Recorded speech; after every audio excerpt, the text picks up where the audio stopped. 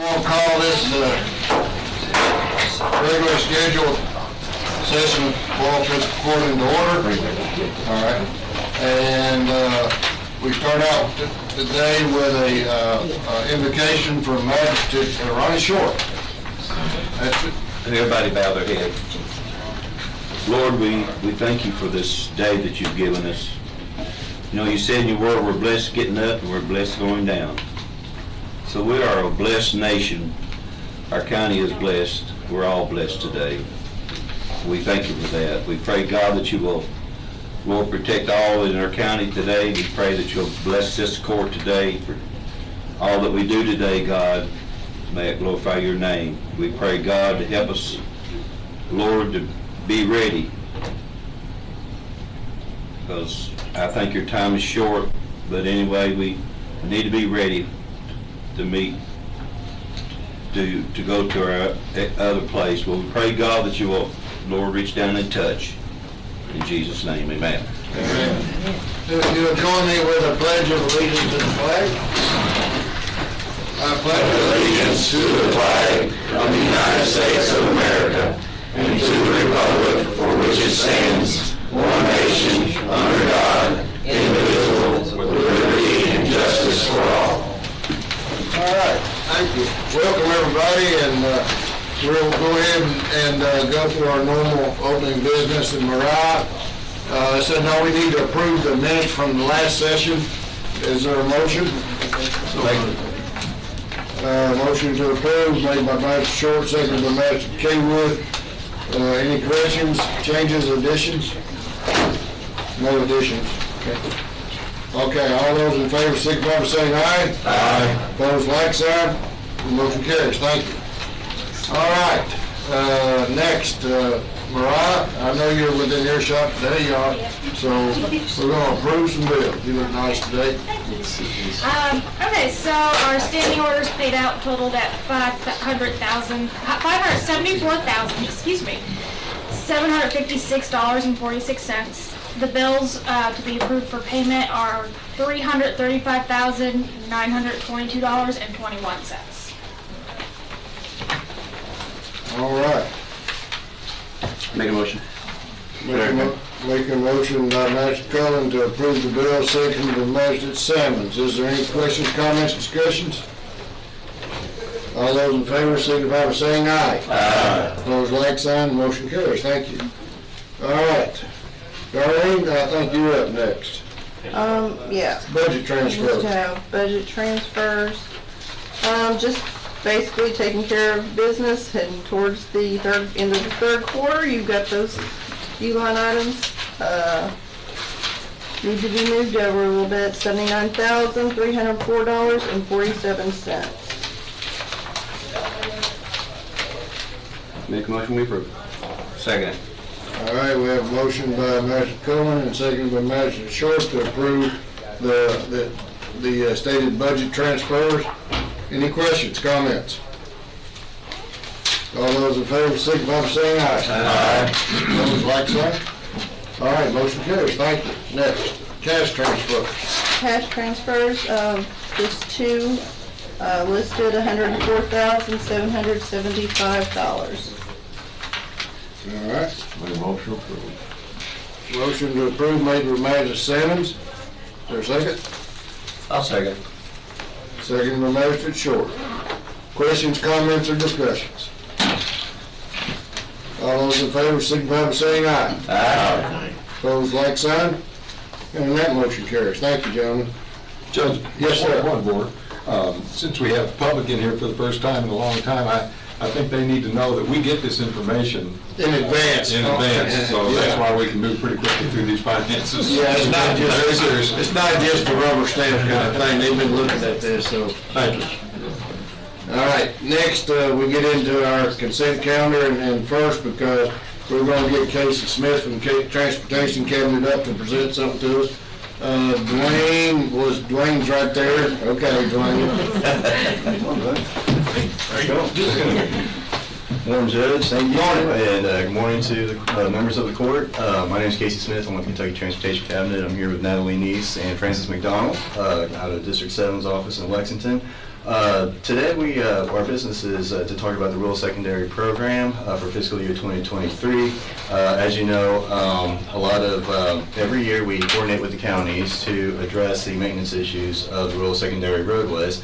And if I could just draw everyone's attention to the front of the sheet, I believe it might be on your electronic format. The column under fiscal year 2023 is the amounts that we believe would become available come the beginning of the fiscal year. The flex percentage is based on maintenance rating, just like in previous years. The roadways in Boyle County rated a maintenance rating of B, which allows us to share 20% of the rural secondary program funding for flex funds, which are funding that could be utilized by the county to address their county roadways.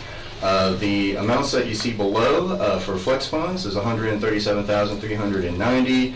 The balance of the rural secondary projects is $272,174. The balance of RS projects, that's the amount that is to address rural secondary roadways, with a balance of $409,564. The recommendations that the cabinet has for the county's consideration are the projects that are listed under the orange diamond. If you continue down the list, you'll see for fiscal year 23 recommended RS projects. This is the projects that we would like to try to address with the balance of the RS funds. And there are two roadways that we are recommending. Kentucky 1822, which is Quarles Road. Yes. Thank you. For 2.849 miles beginning at mile point 6.01 to ending mile point 8.859. This is located in north central Boyle County, as well as Kentucky 1273 Christmas Spur for 1.728 miles beginning at 1.45 mile point to the ending mile point 3.83, which is located in extreme southeastern Boyle County. Now, those are the recommendations for the general RS funds. Now, the flex portion, the flex funds works the same way as it has in previous years, where we recommend a roadway if the court decides to use those funds to a state roadway. That is the recommendation that we have is identified with the green diamond, which is Fort Point Road, Kentucky 37. Over in southwest Boyle County for about a mile and a quarter down in that area at the intersection of Kentucky 1108. With this, we are asking the courts for two motions. One is the approval of the orange diamond projects for the general rural secondary funds, and a second motion on whether or not the court would wish to apply the flex funds onto a state road or hold on to it for county maintenance. So moved. Second. Okay, well, let's be clear, on the second portion, there's two motions. Okay. We want to vote on the first motion to approve the state's recommendation of Works Run and Christmas Spur. One motion. Second motion, we want to keep the balance of the funds to spend in the county. So moved. Okay, am I being clear on that? Is that your motion? Yes, it is. Is that your second? Yes. Okay. Everybody understand what we're voting on? The flex funds. Okay. Any questions, comments? Just make sure we got the right road here, 'cause it's spelled wrong. Oh, did that get changed? And I think we know what we're looking for. Is it still stated? It is. Oh, it says Christman. Remember we talked about Christmas. Christmas Lane, should be Christmas Lane instead of Christmas Park. Let me see, right over here. Yeah, you Oh, got the Christmas right Lane. one. Oh, okay. Our county road Yes. is named Christmas Park. Okay. We'll let you pay There's no T. There's no T. Okay, Christman. Okay, yeah. Okay. But we'll allow you to pay both. So, And we've already voted on it. Christmas, not Christmas, that's right. Yeah, there you go. When will the actual paving begin? And then Lane.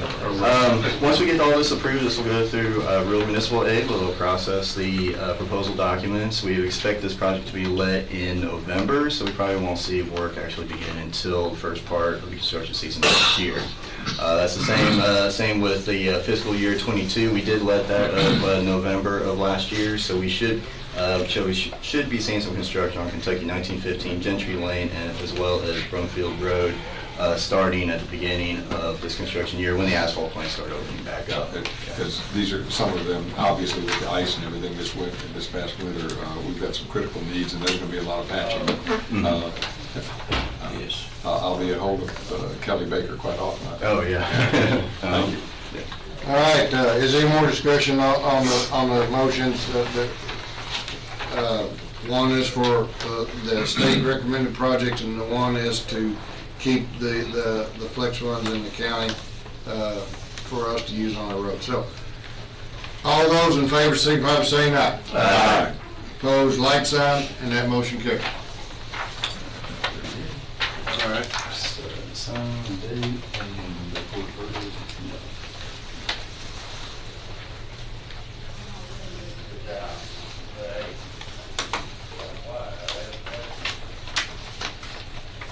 Today's the 22nd. 21st. 22nd, I'm sorry. Ronnie, stay You on want to make a copy real quick, so they get right back to you. Anything else? Is that it, Casey? That's it from me. I'm going to share with the court about the other paving that's going on, but not the rural secondary, if you know about it. There's a couple other research projects that are getting ready to probably done this spring. Let's see, I believe that there's one on, US 127? Over, I believe it's from milepost 0 out for an additional like 5.25 miles, I believe. We're looking at a researching project out there. Yeah, good, good. So that one's taken care of. There's also, if you look into the recommended highway plan, we do have another project to address some guardrail, and this one is on Kentucky 37. It's right around the mile point 13.73, if you're all familiar with that area, but there is some guardrail work as part of the recommended plan. So. Well, like that 127, I'm not clear on where you start. I'm sorry? 127, where's the starting point again? We have it listed as mile point 0. So right at the beginning, that'll be at the county line. Lincoln County, Which way? be the southern part. That's south or north? South. Yeah. from Lincoln South. County. And then this way. proceeding north. Yeah. 5 miles, right? So, yeah, so we Five and a all quarter. the way into the edge of Danville. Okay. And over the weekend, I got a constituent called 75 plus feet in front of their home, a mile and a half toward Harrisburg on US 68, is trenched out from the rains this much right to the pavement and that deep. And we have school buses going through there, trucks and cars by the hundreds on 68 every day. Okay. I think your guys have already been out there, but if you check that, it's a very serious situation. I'd hate to see a school bus drop off that edge because they'd be dropping that far, and it's literally at the pavement. Okay, that's probably something that we'll probably have to look at some shouldering or some sort of maintenance work, yeah, to prevent More that than drop serious off. condition. It would actually turn the school bus over. He's It right. would tip over, yeah. Okay. All right, Casey, thanks so much. Very good, thank you very much. Aaron told me, we said, hey, that's his next stop. Will do. All right. You got done in 15 minutes? Get good. All right, very good. We can talk more. I want 34 wide. So. Yeah. What about 52? We're good. We'll move on. That one's yours. Everywhere. All right, thank you, thank you, have a great day. Well, she gave me, I think she gave yours. Was that for me? Yeah, that was for you. thank you. Have a good day. Thanks.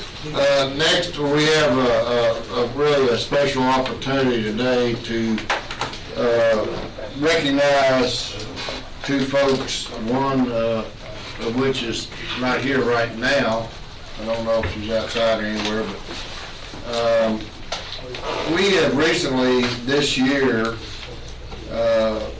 two of our locals have received significant honors and awards.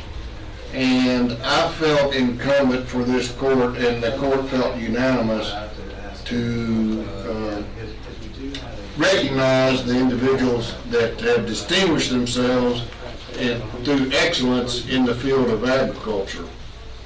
And so, with that being said, I would like to welcome to the courtroom both Representative Daniel Elliott can come up, and Commissioner of Agriculture, our Commissioner of Agriculture, Dr. Ryan Quarles, for some statements, and then I will join in and add to that. Daniel, here's stuff that you and Senator Gerger have done.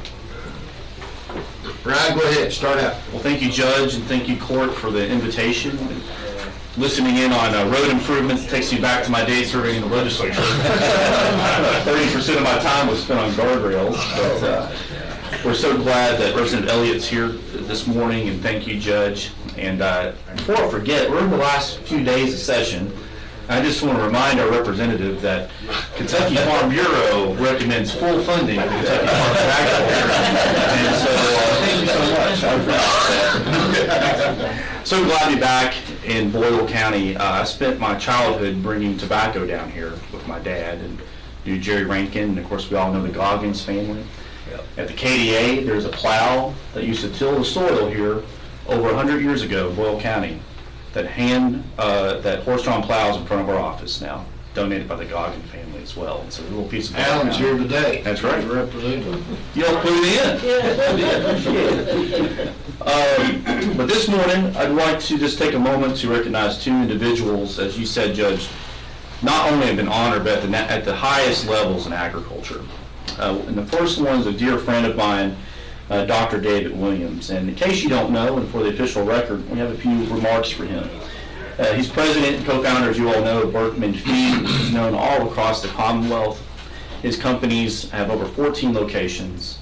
They employ over 200 people around our state. And he grew up on a tobacco and cattle farm, like many of us, in Bullitt County, but he got to Boyle as quick as he could. Right. He went on to the University of Kentucky, received a BS in Ag, majoring in animal science, where he's a member of the livestock judging team and Alpha Gamma Rho, not farmhouse. Is that right? Wow, for a farmhouse. So you have an HER guy here. He then went on and got a master's in animal nutrition, which his research emphasized beef cattle, which, as you all know, were the biggest beef cattle state east of the Mississippi River. He went on to Iowa State University, where he taught feeds and feeding, livestock judging, and animal science, where he mentored many young folks, which he continues to do as a member of the Kentucky State Fair Board today. With his PhD degree in ruminant nutrition, his research focused on early weaning of beef cattle and other breed-specific studies as well. Upon graduation, Dr. Williams joined the staff at the University of Kentucky and later became a nutritionist and director of compliance for Farmers Friend Feed Mineral Company out of Louisville, where he developed the now famous Medipac mineral product. Dr. Williams, get this. Dr. Williams is as of 2012, is the only animal scientist in the world, the only one in the world, to get approval from the U.S. Food and Drug Administration, which in of itself is a large feat to get anything approved by FDA. But the only animal scientist in the world to get a mineral containing rumicin to be approved. Today, he can be seen all over the state. He and his wife, Betty Gale, live on a farm here, and they are investing in the future of Kentucky agriculture. Once a month, we get together in Louisville, Kentucky, as he sits on the Kentucky State Fair Board, which oversees both the Downtown Convention Center and what was just voted the #1 state fair in America. And one of the things that he does is that he helps raise money for our 4-H and FFA contestants, not just for Boyle County, but statewide. He's investing in Boyle County, he's invested all across Kentucky, and now he's investing in our youth all across the Commonwealth of Kentucky. So, Dr. David Williams, congratulations on this National Agriculture Day.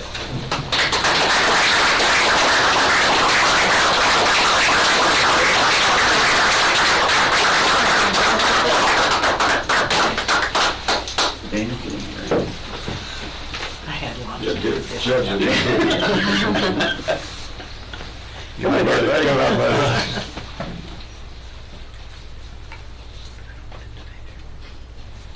All right. And a round of applause for Betty Gale.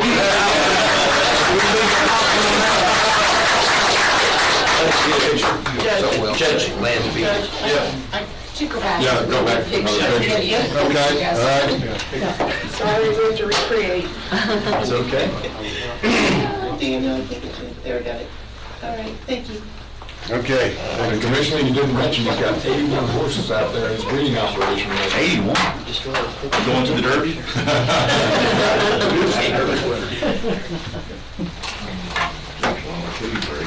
Thank you, Judge, and thank you, members of the court, for having me here this morning. It's always an honor to be with Dr. Quarles, who has served our state so well as Commissioner of Agriculture, and he gave a wonderful resume of Dr. Williams that I cannot even begin to live up to, but we are so proud to have Dr. Williams and Betty Gale as wonderful citizens of this community, and in recognition of Dr. Williams' induction into the Kentucky Cattlemen's Association Hall of Fame, Senator Girdler and myself had citations of achievement adopted by the Kentucky General Assembly with great honor that we did that. And I'm so honored to be here today with the court and with Commissioner Quarles to present those to you on behalf of the President of the Senate, the Speaker of the House, and the members of the House and the Senate of the Kentucky General Assembly. So we have two of these framed for you, and we're so proud of your service to our community, and we thank you so much. Sure.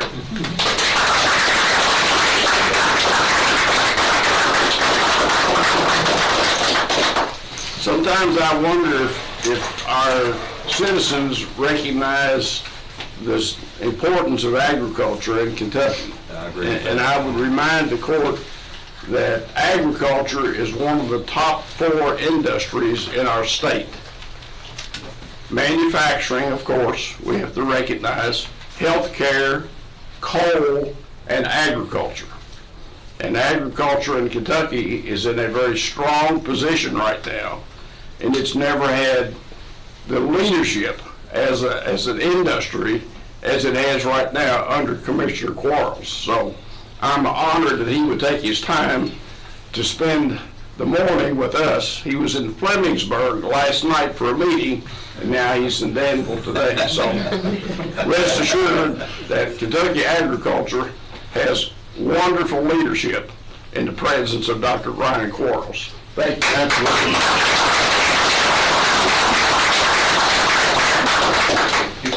Yeah, let's get some pictures of all this. Just real quick, I want to present Dr. David Williams with the Excellence in Agriculture Award, and I'm going to read it real quick because Terry Gilbert, who's our other award recipient today, is not here. Something must have come up. She was aware of, the opportunity. So we'll make sure she gets her appropriate awards, and I hope everything is okay there. But Dr. David Williams, a recent inductee in Kentucky Cattlemen's Hall of Fame, was designed to honor its member of the organization that has given time, service, and talent to the betterment of Cattlemen's Association and at the county or state levels. Dr. Williams' recognition is due to his highly significant achievements in agriculture and agribusiness. His distinctive accomplishments are based on the following criteria: impeccable character, provided truly outstanding leadership affecting Kentucky agriculture, made noteworthy contributions, received recognition for achievements, and the recognition bestowed upon those with great accomplishments. Dr. Williams has been recognized as a state and national leader in animal nutrition, significantly improving the agribusiness across Kentucky and Tennessee. Dr. Williams has provided Kentucky farmers the nutritional support and feed products for over 42 years. Over the years, he has served in the Cattlemen's Association chairman, KCA treasurer, and a member of the State Fair Board. He has spent these last 47 years supporting and being a resource to Kentucky farm families. His distinguished actions have brought great credit upon himself, Boyle County, and the Kentucky Cattlemen's Association. And this is signed by myself and all 6 magistrates. Congratulations again, Dr. Williams.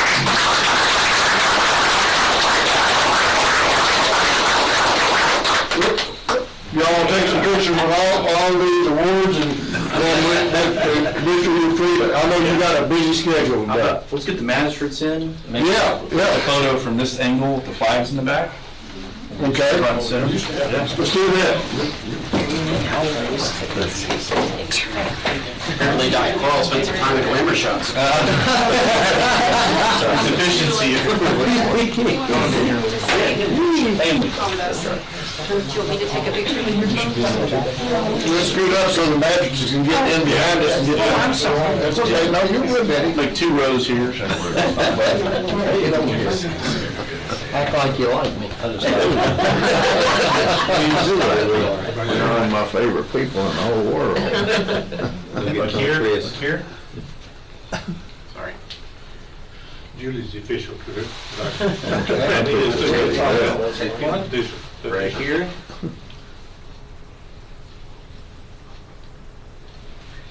Thank you. Congratulations. Okay. Thank you for having us this morning. Yes, sir. Thank you. Really do. Nice to meet you. Thank you very much for having us. It was very nice of you all. We didn't mention you here. Thanks for your spring. Thank you. I'm not that days ago. Thank you. I have some bringing up at the same time of day. Thank you. Nice to meet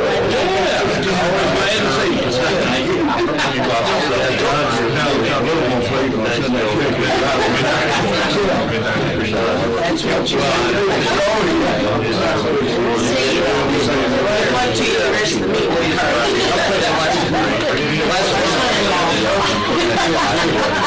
Talk about that.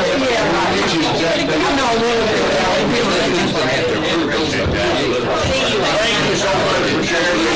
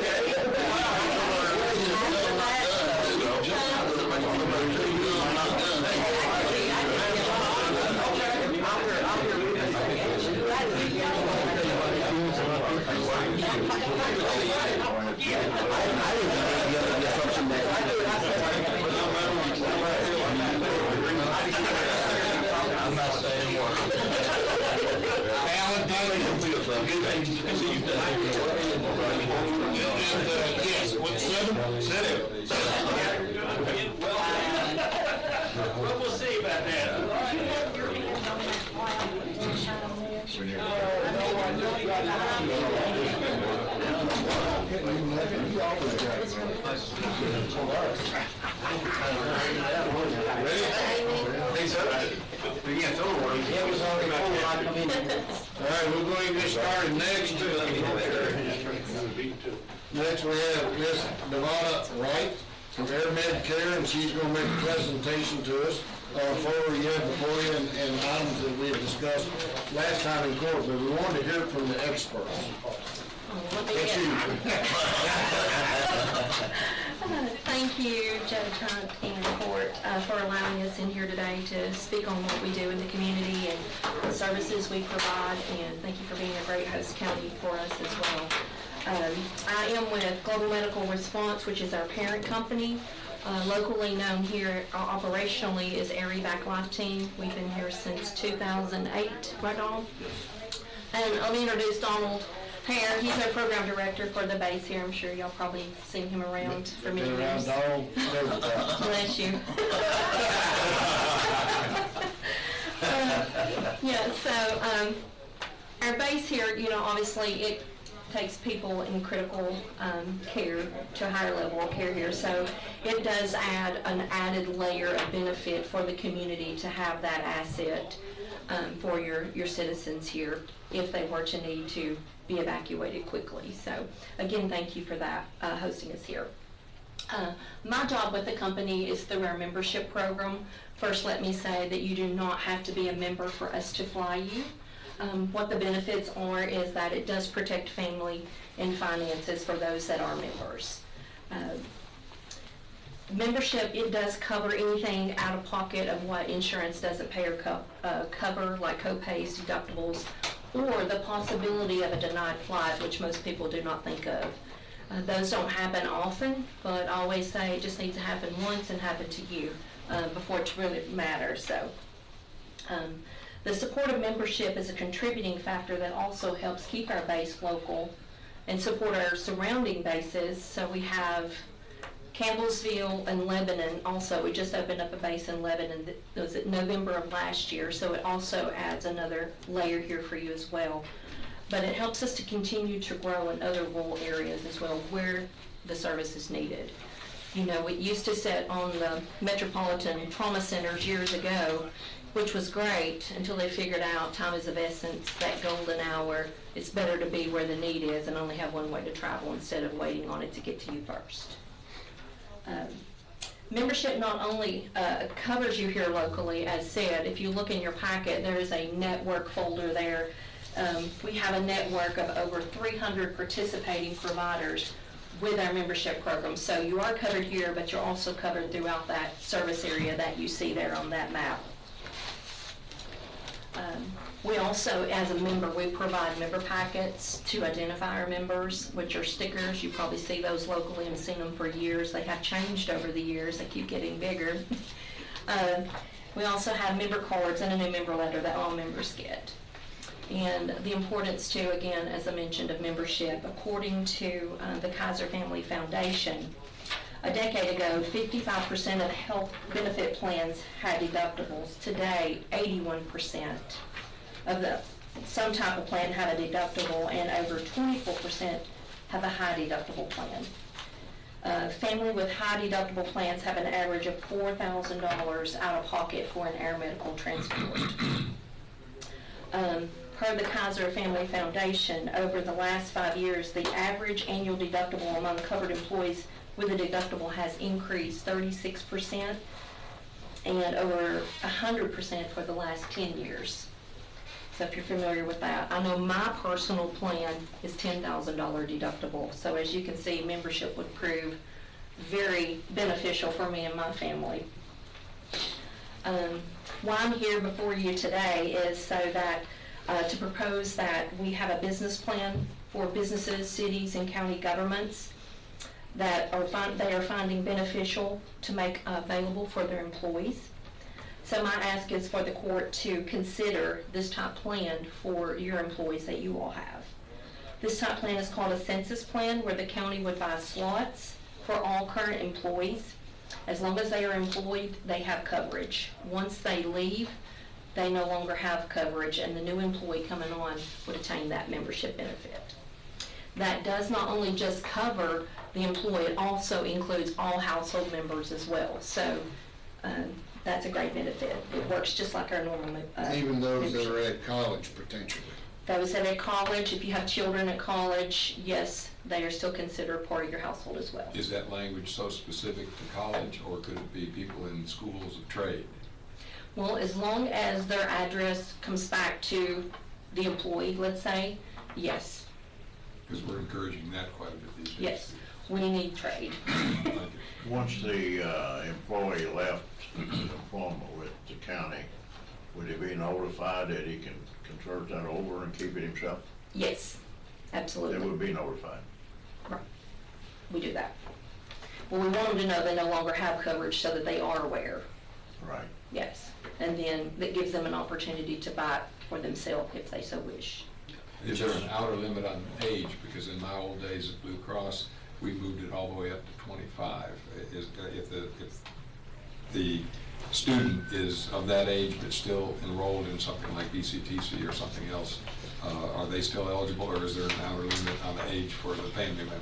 Yes, and I think that's what makes our product, our membership stand out more, is because there's no age limit, no relational limitations. It's anyone that lives at that address. So we're a membership, not insurance, because with insurance you do have restrictions of health qualifications, age, and different statuses like that. So in-law lives with you or something like that, whichever. it's everyone who lives at that address. So that's how that product would work, and a lot of businesses and, like I said, city and county governments. John, you have a question? Well, great information. Should Steve be in here to hear this, since he's our HR director, so he knows how to communicate with the employees and those companies? It would be good, it's not. I saw him outside in the hallway. If he's still here, it just seems like he's a part of this, so.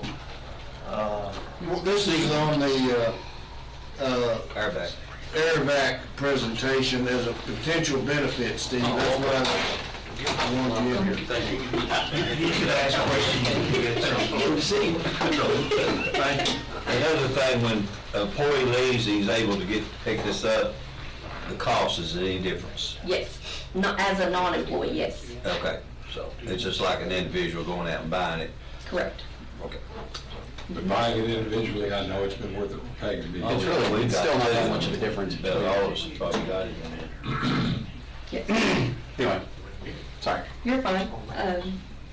So a lot of businesses, cities and counties are now looking into this plan and purchasing the plan for retention and recruitment purposes. We know today's times is a whole lot different than 3 years ago, trying to keep good employees and attain other good employees. So they're using this as, like I said, retention and recruiting purposes, and it seems like it's going very well from them, from the feedback I've heard.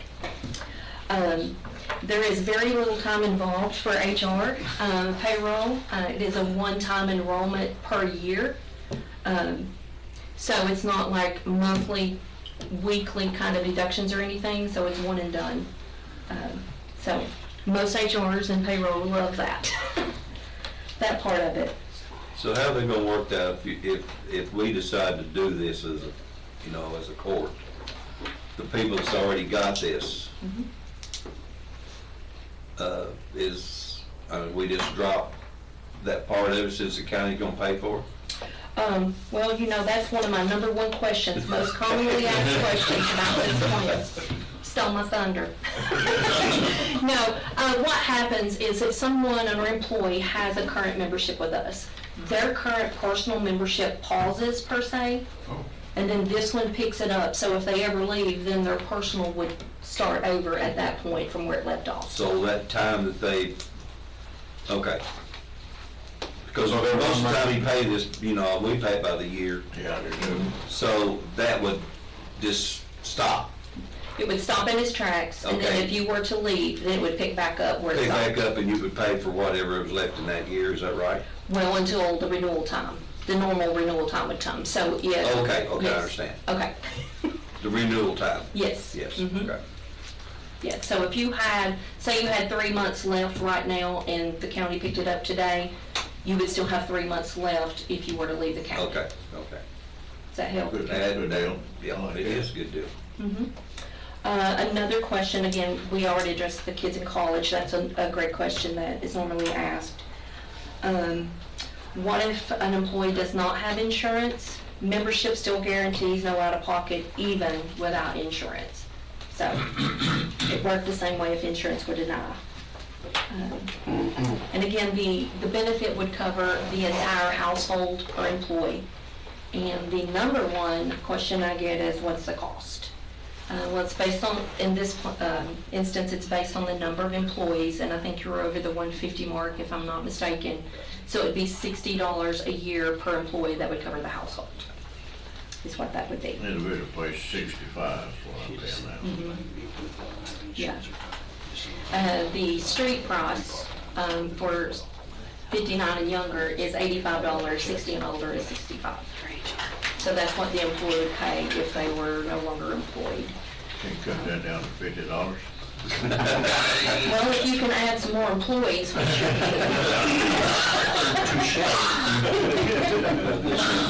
This isn't one of my But yes, it's a entity. yeah. And again, it It's an doesn't entity by just, itself. yeah, it doesn't just cover you here, it covers them when they travel, got to be on vacation. Now, I know you all normally here see just the aircraft, the helicopter. We also have, and Donald May can correct me on this, but a fixed wing as well, so if there is a longer distance travel for a specialty need that they can call in, like if you need to go to a special burn center, Donald, correct me, is it 150 nautical miles the helicopter usually goes? So anything outside of that, they could call in one of our fixed wings if it were to be needed. Don't cover you on a cruise though, does it? Actually, we do have a plan that covers that. We do have a plan for that. But yeah, it's more expensive though. I'm sure it is. I know, Phil, this would be a great benefit for Keiko to offer. Yes. Phil's our Keiko president. This might be way out there, and I'm a rider if you have it. Someone here needs an organ, and it's out in Nevada. Surely you're not paying for the transfer fixed wing of that organ transplant coming in from the recipients here and the donor is there. I doubt that that's included. We do organ transplants if we're available. Like, you know, we're not gonna just deny a flight. But physically, the heart, kidney, or whatever is in Nevada and it's being transferred here. Is that covered? Do we do that? I would say we do. Most time organ harvesting and donation, stuff like that, is Nashville, Louisville, Cincinnati, Lexington, you know. It comes to you. That's what I was saying. It's usually quicker because you've got such a time constraint. As far as coverage, as far as going to Nevada, that would take obviously a jet because, you know, like I said, you have hours to get it back to you. The helicopter wouldn't do it. You know, as far as coverage on that, I know the Fly You Home program probably would cover all that in there, but I'm not sure as far as, I know all of our organ donation or flying somebody, you know, we're taking somebody to Lexington or we're taking them to Cincinnati or Nashville or Louisville or somewhere like that. Okay, thank you. Any other question? Did we get the cost? It's $60 A person. per, yeah. How many employees do we have, Kyle? Is it 185? What is Does that that? include part-time and on-call people as well? It's who we want to, yeah. Anybody? Who we want to include from an HR perspective. So around 180 something. But if we want to limit it to full-time, we can, or we include part-time, that's a court decision. Or on-call, you know, Would you have any questions for me? Just that. Oh, okay. Yeah. it would include it if we pay the 60. Right. Yeah. And it's a very simple process. We just get the employee information, which includes their name, their address, their phone number, email address, and that's it. We don't need all the household information and then how that's tracked. We provide what's called a census letter that tells the employee what they should do in the event them or a family member or household member is flown. So You would it's a very- send them a membership card too? I'm sorry? You would send them a card? Yes, everybody would get a new member packet in the mail Yeah. with the letter, cards, and stickers. So you have to have all the family members? No, I do not. Just the employee information. One card? Mhm. Okay. Well, no, they get a couple of cards in the mail, but as far as the information needed to make the plan active would just be the employee Can they get information. additional cards? Yes, Okay, absolutely. So if they have wet college. 4 kids, they could have 4 cards with Yes. their kid's name on it, maybe? Well, it don't have names on it. Or just have Yes. a card stick in their purse or Yes, wallet? absolutely. Judge, I'd like to make the motion that we proceed with this for all of our employees, and I'd like to make a comment as to the taxpayer and their involvement. Well, the money we're talking about providing is I think a tremendous benefit is $11,100 at 185 people. That's what I had to. That's a month.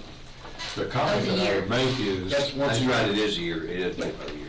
I'm sorry. we have wonderful employees, and they all have to go through training.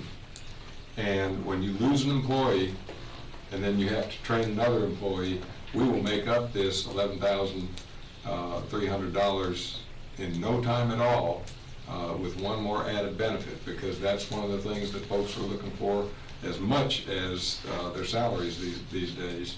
And I have one personal friend who had a flight without coverage about 10 years ago, and her bill was over $12,000, and I understood out in the hallway that that's not possible with today's costs. So again, the taxpayer is going to benefit from this investment, and I think that word fits it perfectly as an investment.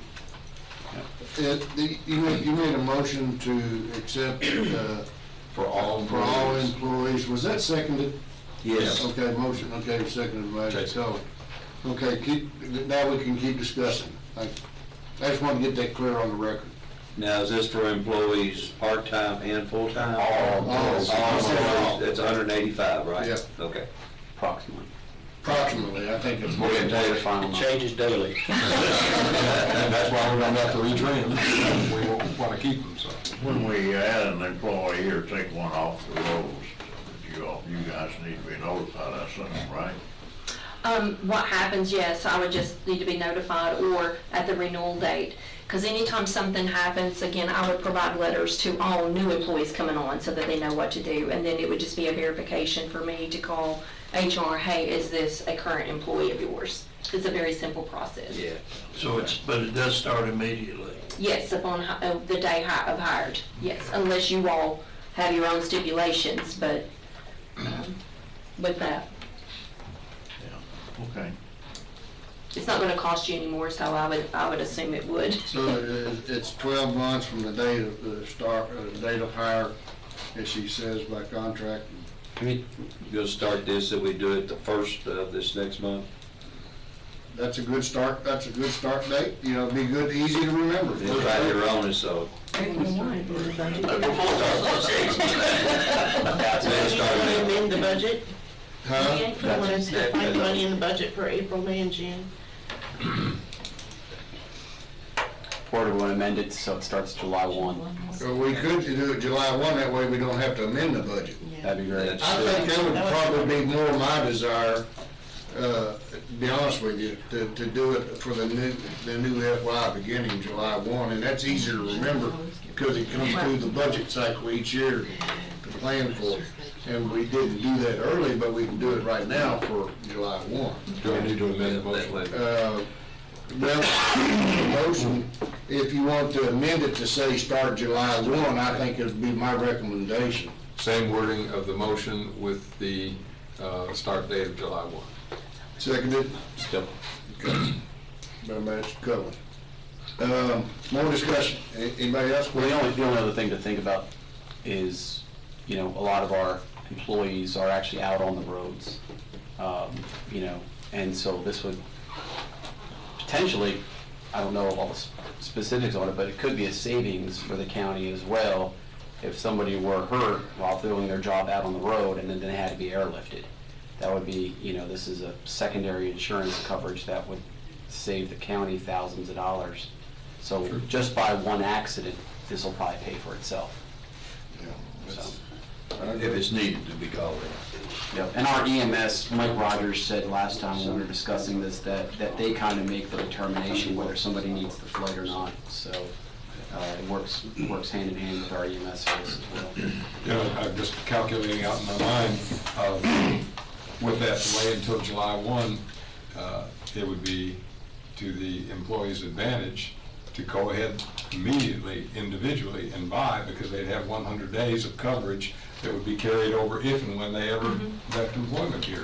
So all you employees who might be listening, you might think about that, because you don't want to be without this coverage.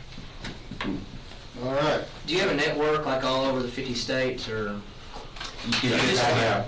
There's a map in your packet. Yeah, it's, we're in 32 states. In the blue. Yes. Okay. Now, Florida's grayed out. We do not, why it's grayed out instead of blue, we do have services there that are a part of our network as far as membership. We just don't sell boots on the ground in Florida because they consider us insurance and we're not insurance, so. That's great. But we, like the Shands program down there, so if they fly you, you would still be covered under our membership program. That's why it's gray with helicopters instead of the blue. All right, anybody else have any other questions? Do you continue to add locations over time? Yes. You continue to work on that, so this map could really enhance. I started in 2005 and we had, I think, 34 bases in 2005. So if that tells you we're well over 300 bases today. That's what membership helps us to do, is to continue to grow. And the only other thing that, well, let's go ahead and vote and I'll say something. Okay. All those in favor of the motion as presented to have a countywide group pay for the benefit of, I call it life flight or emergency evacuation areas. And for all employees, starting July 1 of the new FY, signify by saying aye. Aye. Opposed, like sign. Motion carries unanimously. Thank you. The only thing I was going to add is that, you know, we do have a local air evac maintenance team here and also flight team.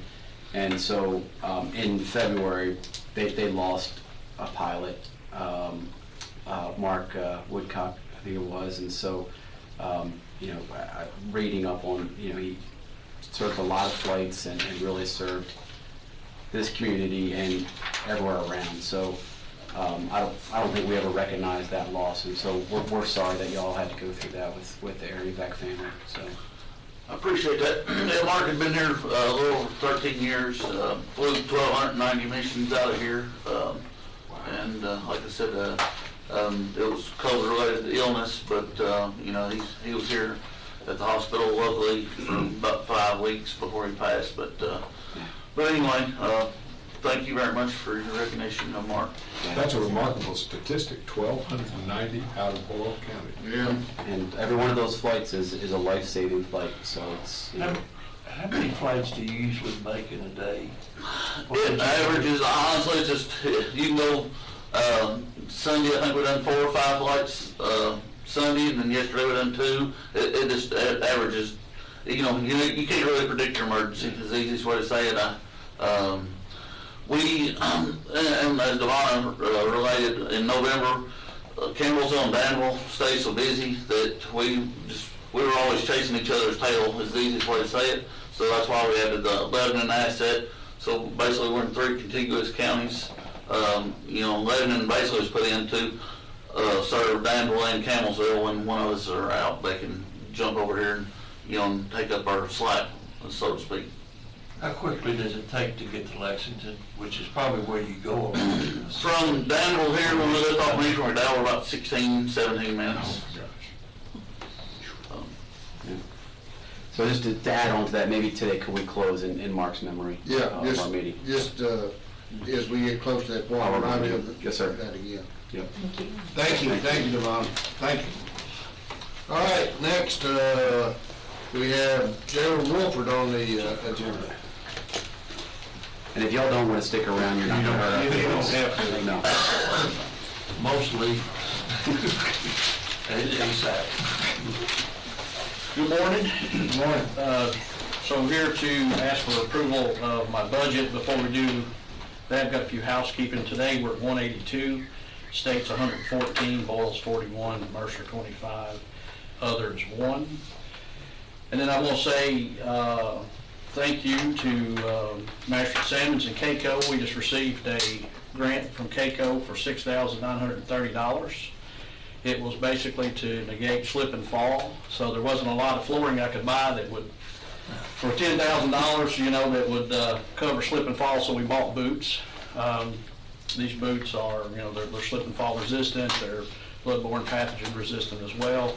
So thank you. Please let them know we said thank you for, they brought us a check down last Friday. Our people down there, you'll find, I think, are pretty swift on getting those out once you get them in. Yeah, he hand delivered it last Friday, so yeah. We appreciate that. Yeah. I'll pass the word on. So on my budget, it's pretty much the same as last year. We did move some stuff around. Darlene wanted to move some line items around. There is an increase in one of those. Well, before we do that, I'm going to talk about e-gel. We're going to be changing our software at the jail to a more modern. Basically, we're going to have to pay a one-time $7,500 fee for them to move all the information off the old company servers onto theirs. But I renegotiated that contract down. It saved us about $700 a month, so that we'll make up for what it's going to cost us the first year by having them renegotiate the contract to cover the transfer fees. And then also you'll notice we have HIP on there, which is our home incarceration. We added $130,000 for that, and we're basing it off numbers that was provided by a couple companies that come and spoke at Joint Jail.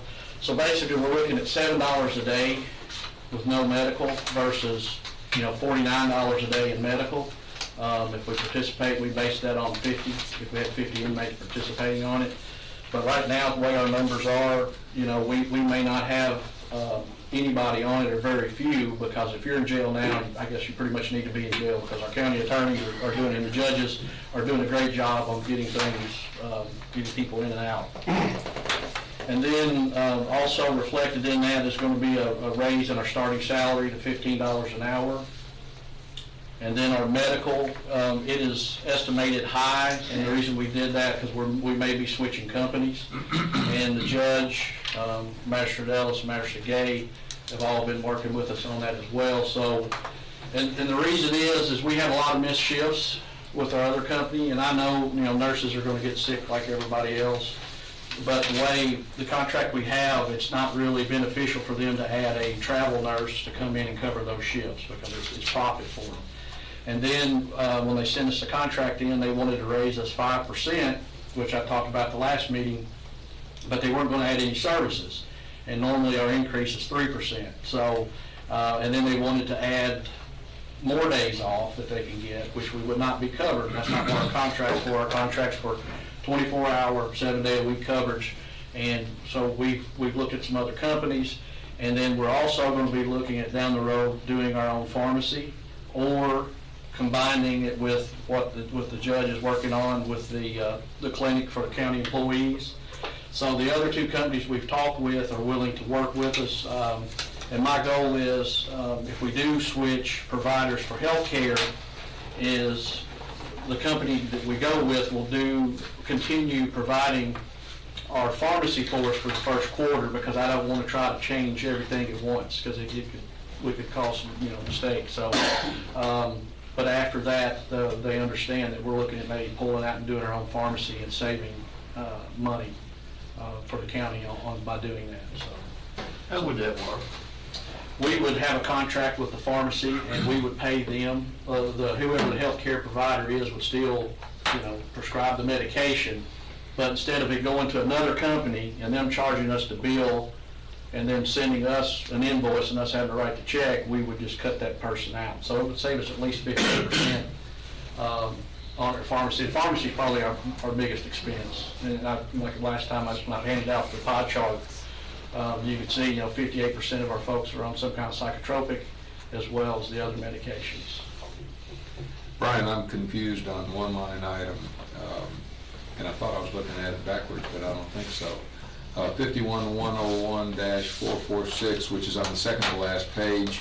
I would think with COVID on the wane, going from $7,000 to $50,000, more money, I would have thought there would have been. Well, the reason we did that is because we can no longer receive the free test kits. So this is an investment for the future? This is, if it's there in case we have to buy test kits, because when COVID first struck, I was able to get a large quantity of kits for free, and we're on our last case, and if we haven't used it already, which we probably have a few left, so we're going to have to buy those kits. But I did receive some information yesterday of a grant type situation that we're going to apply for to see if we can get more free kits. But if we can't, then we're going to have to purchase them.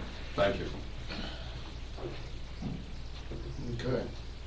I feel like Judge Mosley and I and Brian, I feel like we've got to a good budget. I'm really excited about potentially getting to a vendor or professional service that will help us be more transparent and more committed to our 24/7 work schedule as far as the medical care goes. We got now, I think, a total of 3 that we're looking at. Yes. In addition to helpfully reducing some potential jail costs with the home incarceration program that we're working on also. So those are the kind of things that are innovatively, in addition to all the substance abuse programs that we're doing to help change lives. These are other things that we're working on to update the jail. Well, with the home incarceration, this will keep somebody that's working from losing their job. As long as it's a nonviolent crime, right, they can go out for $7 a day. We'll cover that cost, and because that's cheaper than paying $49 a day, and then the medical, and everything that goes along with it. So this person can go back out, keep working, not lose their home, and get behind, and so I think it's a big savings, and it's a benefit for the community as well. When do we, and I know we've said this before, and I just don't remember it. When did we review the percentage of Mercer and Boyle? We did that the last meeting. Well, we had 2 meetings. Yeah, well, it's this month's meeting, but we've had other budget meetings on there. But it's going to be set at 32% starting July 1st. 68-32. Yeah, they're and that's based factually on bills paid throughout a 12-month period. And the number of inmates that they have. The number of inmates, that's the ratio. Thank you. So we need to approve. Yes, by KRS, I have to have mine approved by April the 1st. So yeah. So today's the 22nd. So moved.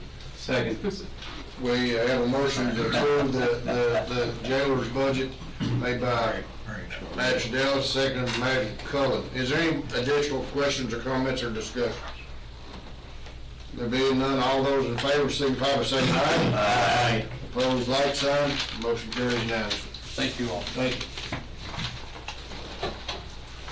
All right, who we have next? Let me back up if you, Steve, just let me get caught up here just a little bit, because with all the hoopla and everything with the presentations earlier, I missed a couple spots under my name, and I would like to bring up the Child Abuse Prevention Month, Paint the Town Blue, April 24th through the 30th.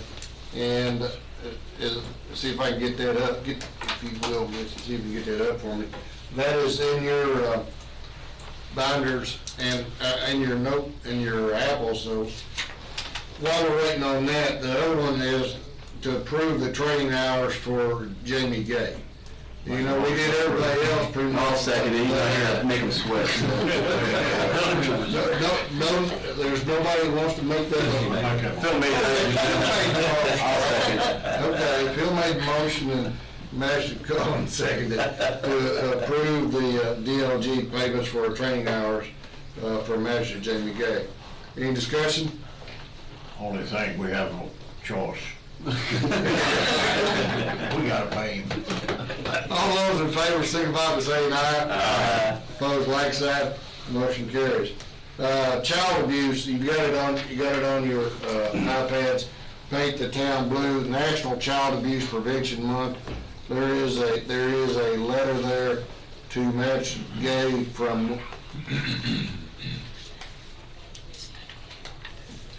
well, I know it's April 24th to the 30th. We just would need to recognize that effort. I think it's very important. This comes from CASA, and I plan to go to their event here annually in April. I think it's April 28th, 29th. Yeah. It says April 24th through the 30th. So. Yeah, I think it's the 29th, and so I'm looking forward to that. And this, to me, this is a huge awareness issue that we don't think about every day because it's not sitting right in front of us. But child abuse, child trafficking, and those kinds of things are real. They happen. They happen in Boyle County. They're happening in this country. And I think we need to be ultra sensitive to it. My daughter lives over on the other side of Chicken Gristle, You gotta know where that is. She lives just the other side of Chicken Gristle. And she said she has personally seen people try to entrap children who wander off in the shopping areas, in the malls in Lexington. You know, child run up and look at something in a window and get away from the parents. And I've had the fear of God just strike me with saying, when my children were small, where are they? And just go into a panic, walking up and running down the aisles, looking at everything. And I never was one to put my kids on a leash, but I sure tried to keep a good eye on them. And you know, that's child trafficking potential, but the child abuse thing, it's real. It's real, and we just need to be aware of it, and we need to do what we can to prevent it and to stop it. And I plead that if anybody knows of potential abusive situations, that it is reported to authorities so we can help those young people not be devastated for life by being trapped in something they possibly can't get out of. It's a criminal offense not to report dependency, abuse, or neglect. And I deal with neglect, abuse, dependency every Monday. We have a lengthy docket. I mean, yesterday was one of those dockets as well, but and we deal with it, you know, weekly, daily, when we have special hearings and so forth regarding this, emergency removals and so forth. And you know, I'm very passionate about CASA that deals with child abuse, and that's just one of my big philanthropies that I like to support. And so I would ask everyone, you know, if you can go to the CASA gala that they're having here in April to do that. They haven't been able to have one in a couple of years, and that's their major fundraiser. And I think Justice Lambert is actually sponsoring this gala this year, so hopefully that I'm going to try to get her to actually be able to come to this gala. But it's a great event. CASA's a great organization, and they're like voices for the children. I mean, a lot of these children that are abused are children that are, you know, they can't talk for themselves. They're infants that have you know, abuse, you think of like physical abuse, but there's just so many types of abuse. It's the child who is born addicted to drugs because the mother, you know, used throughout the pregnancy. I mean, that's a type of abuse. So there's just more than just like physical abuse. We see that, unfortunately, way too often. I had the pleasure of meeting Justice Lambert on Saturday at the Garrett County function, and she's very passionate about this and also suicide prevention, and so she will now be our justice over Boyle County, and I'm excited to have her here. You know, one of the first lines of defense is that these kids have are their teachers as well. The teachers have to, you know, witness this abuse, and they have to go through hurdles in order to report these kind of things. And so I know my wife's over at Tolliver, and you know, she comes home crying some days just because they can't do enough quick enough. So this is extremely important. Really, the first line of defense is the bus drivers. I believe that. You get to know your kids on your bus. Every year we do a module, all the drivers do, to be able to recognize abuse, you know, in families. So really, we're the first ones that see the kids in the morning. So, you know, hey, you've got to be aware of, you know, after a while, you know your kids, you know, you've been with them for a while, and you can know if they've been abused or not. So, yeah.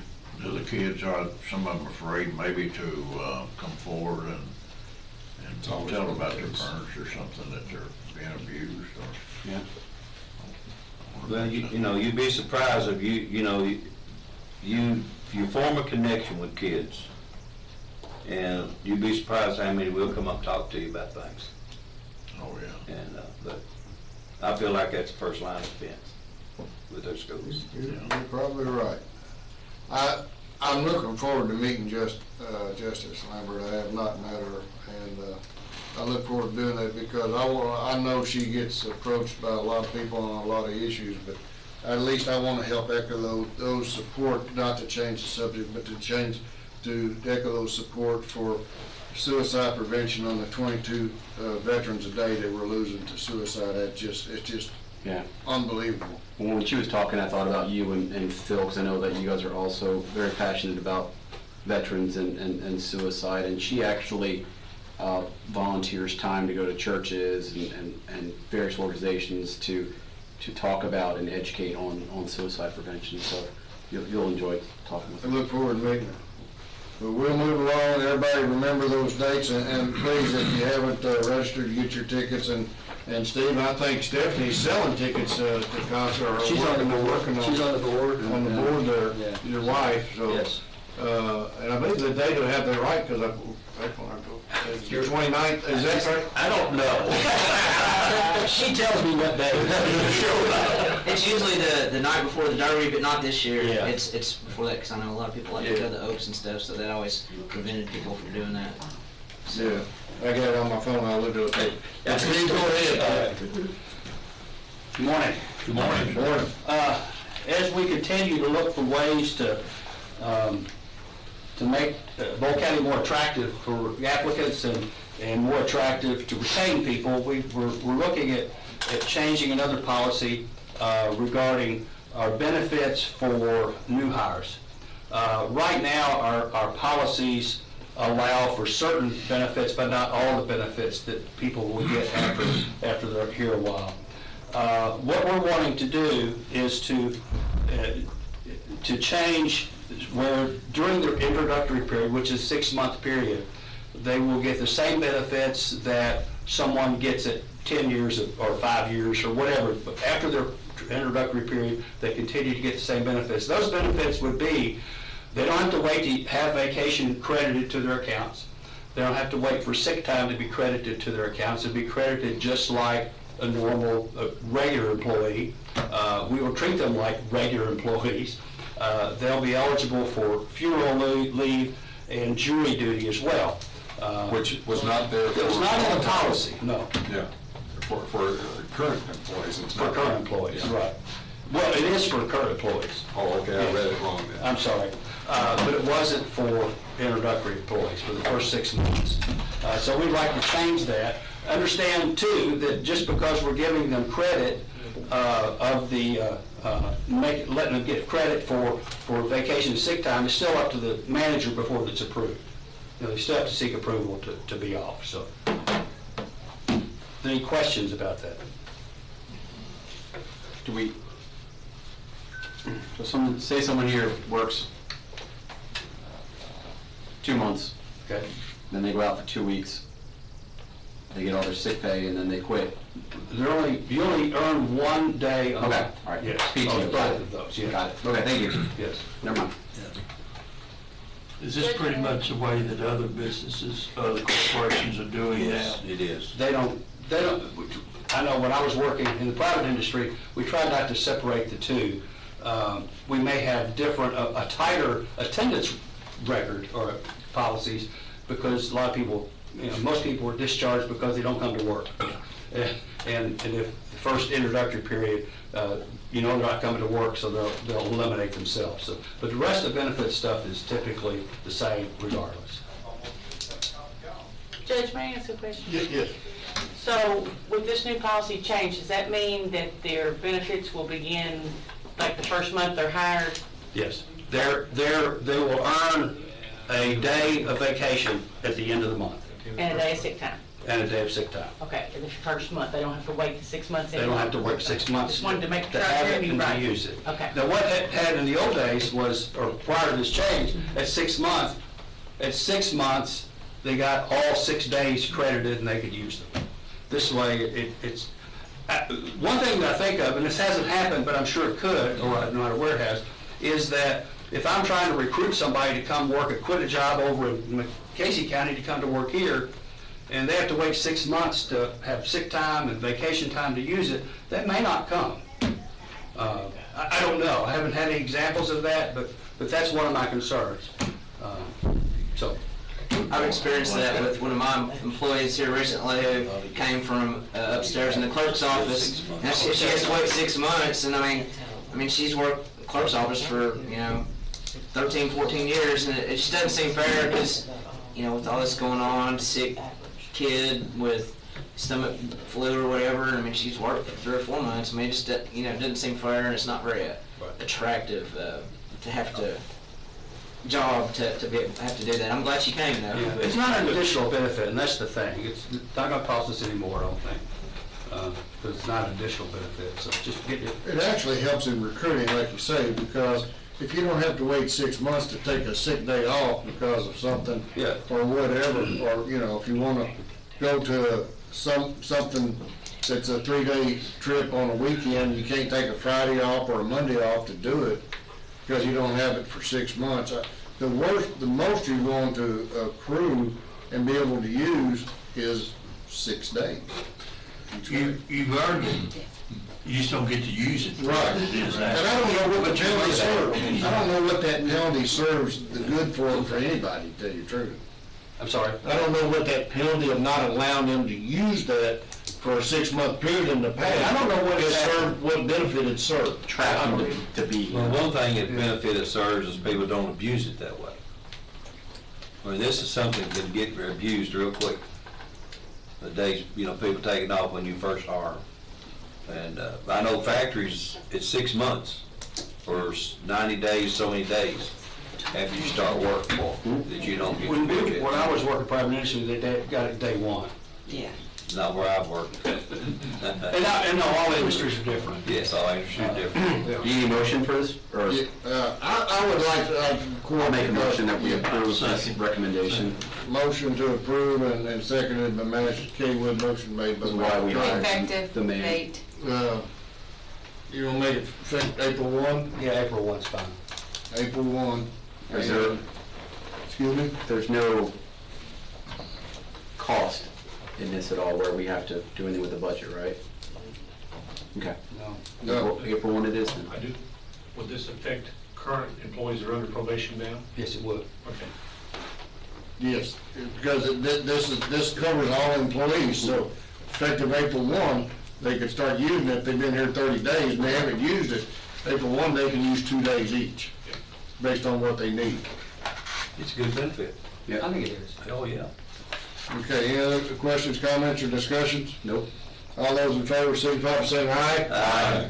Opposed, like sign. Motion carries now. Good. And one other change, and you should have it in your packets, we're adding a job grade to the EMS. Right now we have an EMT level pay and a paramedic pay. We're adding the advanced EMT pay now. We have one that was already working there that we can give them a little bit more money to help retain them, and we're just recruited another, so. I'll make that motion. Second. Motion made by Ashton, second by Kaywood to approve the pay for advanced EMT as the standard and starting point for that new classification being added to our system. So, Are we is still that down a correctly couple stated? employees? We were. It depends on what y'all do today.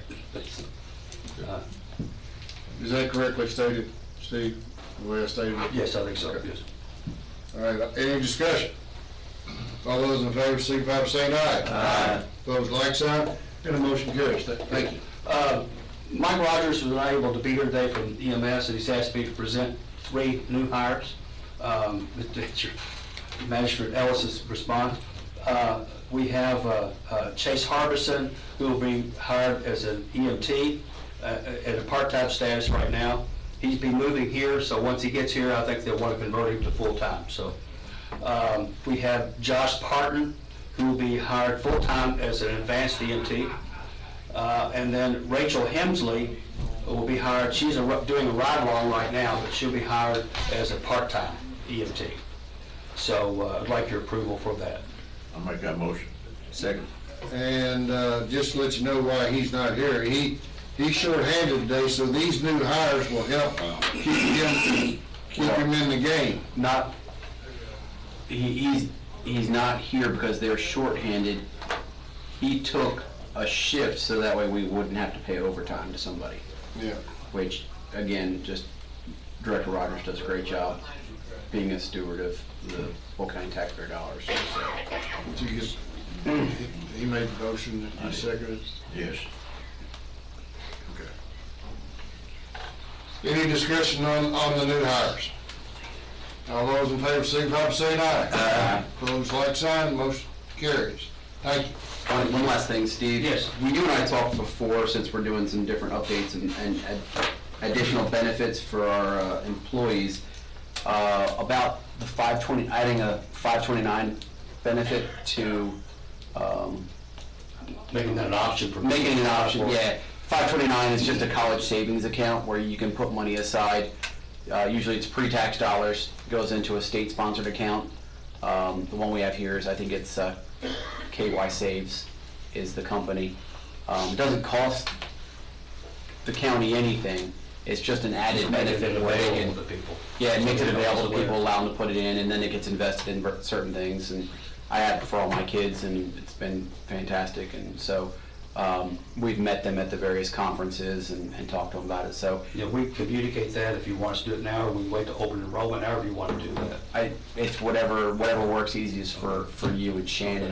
I don't know how. Shannon and I'll get together and we'll decide what. Yeah, I mean, just reach out to that company, Okay. see what it takes to. It's should be KY Saves. It's the Kentucky 529 plan. So, anyway. Sounds good. Thanks, Dave. Thank you. Just as follow up with the Paint the Town Blue Casa Gala is 29 April at the Danville Country Club. What day? 29 April. Friday. Friday, 29th of April, Danville Country Club. Bring All right, Bill, you're up. I'm up. We'll get more stuff on that. Good morning. I've been asked to talk to you about our email situation. As you all know, most of us here in the courthouse switched over to a Google platform this year. Our Sheriff's Department, EMS, and jail folks have been on a Google platform for quite some time. They have been on the Google Legacy platform, which was created in 2007. It was a free service. I say was, because as of July 1, 2022, that will no longer be free, and we have 92 people on that account. So, had I known this before we went to Google, I probably would have suggested for us to go to the Microsoft solution, simply because we can mix the type of accounts that we have at Microsoft that we cannot do at Google. I may be able to set up a second account with them, and there's some other alternatives that are a little more laborious in their administration, but my personal opinion would be to, this next fiscal year, bite the bullet. Let's get the county over to Microsoft, and then we'll also, in that transition, we'll go to the .gov email addresses as well. The reason I haven't gone to .gov right away with the email addresses is with the implementation of the iPads and with us moving over to Google, all that was done on the BoyleKY.com, and it was just an easier transition to do that. But moving forward this next fiscal year, I think we need to plan on that. I think you're looking at probably somewhere between $16,000 to $19,000 for the year for the roughly 140 email addresses that we support right now. All print materials then would change? All print materials that we have and going to .gov would change? Well, they can still be migrated over. So Bill, everything can be migrated over. People can still, like, you can still use your cards, and they can still use that address up until a certain point where he'll just have everything forwarded to the current. And I have control of, and I'll still have control of the .com addresses and stuff like that. And what would happen in the case you're talking about, if you have business cards or things that are out there that say tom.ellis@BoyleKY.com, if they send something to that email address, it will automatically get forwarded to your .gov. Until the point where it's equitable to go ahead and make new cards, then we can do that. But and all that would be fairly seamless. I mean, it would be something that, you know, I'm not going to let you all drop emails just because we need to make a change. Thank you. So what do you need, sir? I guess at some point in the budget talks, I don't know that I need anything today necessarily, but when we're going through these budget talks, I'll mention that to Darlene especially. I mentioned this to her that we might have to do this. Somewhere we need to figure out how we're going to handle the email process. But in the meantime, I guess probably what I need to do is, as I understand it, the sheriff is moving to his own solution. He is, they're looking at a new domain for themselves and going to put their emails underneath that. I could do something similar for the .us's until we are able to implement and go with the .gov next fiscal year.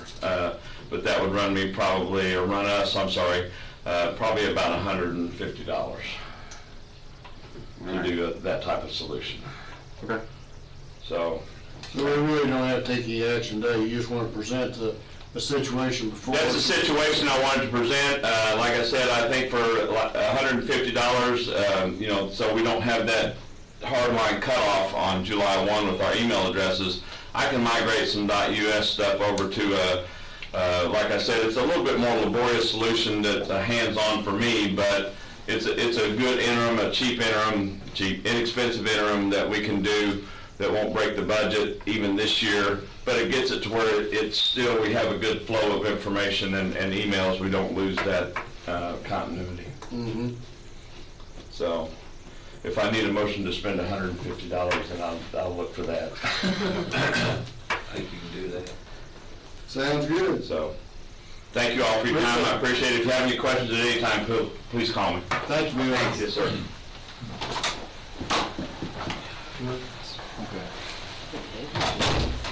All right. Good morning. Miss Angie's up. Did you look at the long list of things she's got to talk about? All right. I've avoided just long enough, I had to come today. All right, the first thing is some recycling totals, and evidently we don't know our math, so Bill had to correct me, which I'm glad, because evidently we can't add very well.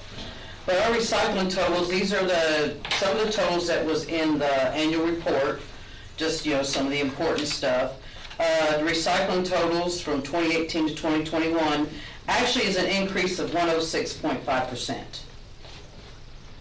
You know, we had it 63%, but there's a couple of us that ain't very good at math, so.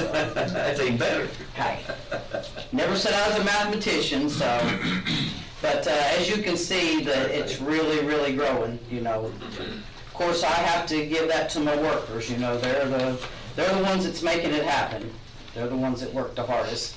And there's our tonnage. This is the actual tonnage that was processed through the recycling center, that we brought in there and sent it out. That was that just came in. And medical waste, that's just for your information. You know, that is what's picked up from hospitals by different companies. And on the other page is just basically, if you want to see the convenience center, how many people use each one during the month, that's your totals. That's just basically, you know, for your information. Any questions, anything? The paper is growing. Since, you know, I made the change that everybody didn't like with the cans at the convenience centers, it's really starting to grow because it's not being contaminated. You know, a lot of things now, you know, we had to change because of contamination and your market people didn't want it, your companies didn't want it, so, you know, we've had to make several changes at the recycling center. And that's true of even rain hitting it, it's yes. contaminated. The cardboard doesn't matter, but your paper, yeah. As soon as anything else hits your paper, you might as well, it's trash. Yeah. It's as good as just you waste your time, and that's why I had to pull that paper out from the convenience center and put the cans. It's got a lot of people complain because they had to feed it, right. But each person has a key, you know, each operator where they can open it if somebody has a massive amount. And then, you know, we've got new shredders that we just can't accept the paper. You know, the shredders that, you know, cuts it real fine, you're wasting time, can't send to recycling center because your people don't want it. The only thing that's good for is to take it out into your soil and turn it in your soil. But that paper you shred with your shredder on the trailer. It's big. It's big enough. It's big enough that we can market it. Yeah, okay. Yes, that we can market it. These real fine things, it's almost like sand, like dirt. Companies don't even, they don't want it after it, you know, if it ain't about like that, they don't want it. Like I said, you could take it out in your soil and you could turn it, use it as compost in your soil. But I can't take it, so. Yeah, that's gonna be another subject people don't like, but that's, you can't market it, you can't market it. You know, that's what we're there for. Doing a good job. Thank you. Where do you see the My workers price? work hard. I know that. Over there, they go at it. Geneva, she's tough. Where do you see the pricing of recyclables and stuff going? You know, at one time it was going down. It went down this past year.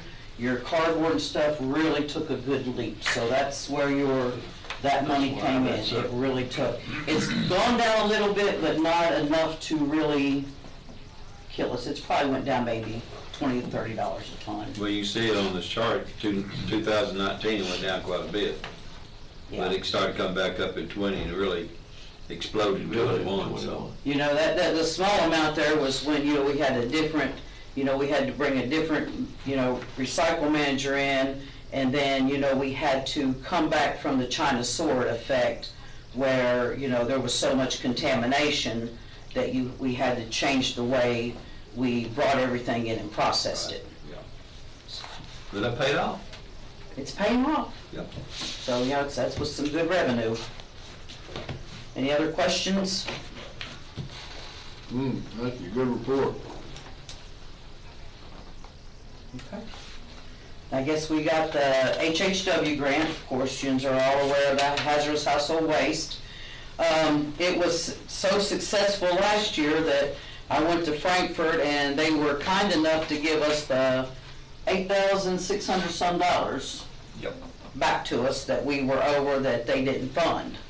So Darlene's already got that check and deposited and all that other good stuff. I think it was probably the best event that this environmental services has ever had. It was, I mean, we stayed hopping. It was busy. It was very busy. Like I said, we went over by $8,600 some, so. But Frankfurt glad they didn't want us to be stuck with that bill, and they reimbursed us, so we're all good with that. But this year on the grant, you notice that we did increase it, so because of that. You never know, you know, it might be a bad year, but you don't know. So we got the money, that's what I've applied for. Again, so this is basically the only thing the grant is good for is that. That was it just one day, isn't it? It's just a one-day event. All It's day. just a one-day event, so. Lined up, bringing stuff in that you normally don't get. COVID let everybody paint. We had over 11 tons of paint. 11 tons. I mean, we just unloaded paint.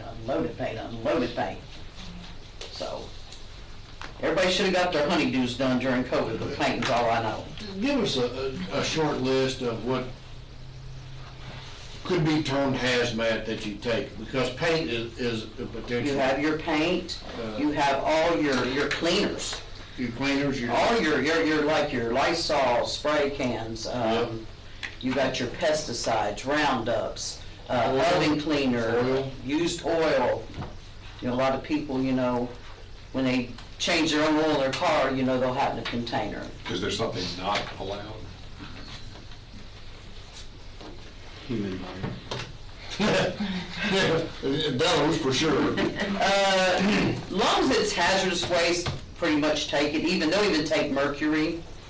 As long as it is labeled that they know what it is. You can't bring something in a container that you just put in there and they don't know what it is. So you take glass that day, Angie? No. Okay. No. We do not take glass. No glass. No glass. It's not considered a hazardous waste. We don't recycle it anymore. It costs too much to process, and, you know, we don't have the processing to do it. And if we do it, by the time you get a Gaylord box full, you might get $8 for the ton. When we did the A ton. When we did the Forkland cleanup a couple weekends ago, we were all warned not to pick up Mountain Dew bottles full of something. What do you do when you get those that might be? Most of them are not activated by the time you find them. That's why I'm worried. So people understand what we're talking about. They are one-step meth labs is what they are called. Most of the time when they are thrown beside the road, they are not activated. The ones that you have to worry about if you find a backpack or something like that, or a purse, big tote bag that's not been wet or used, be careful if you decide to open it, because you could have one of them one-step meth labs. Yeah. This county's been very lucky. I haven't seen too many. So I don't think meth must not be a huge, huge problem here as some as other some. But they're probably making it somewhere else, but. It's a problem. But they don't make it here. Oh, okay, I know it's a problem. But I'm saying I haven't found a whole lot of them out there.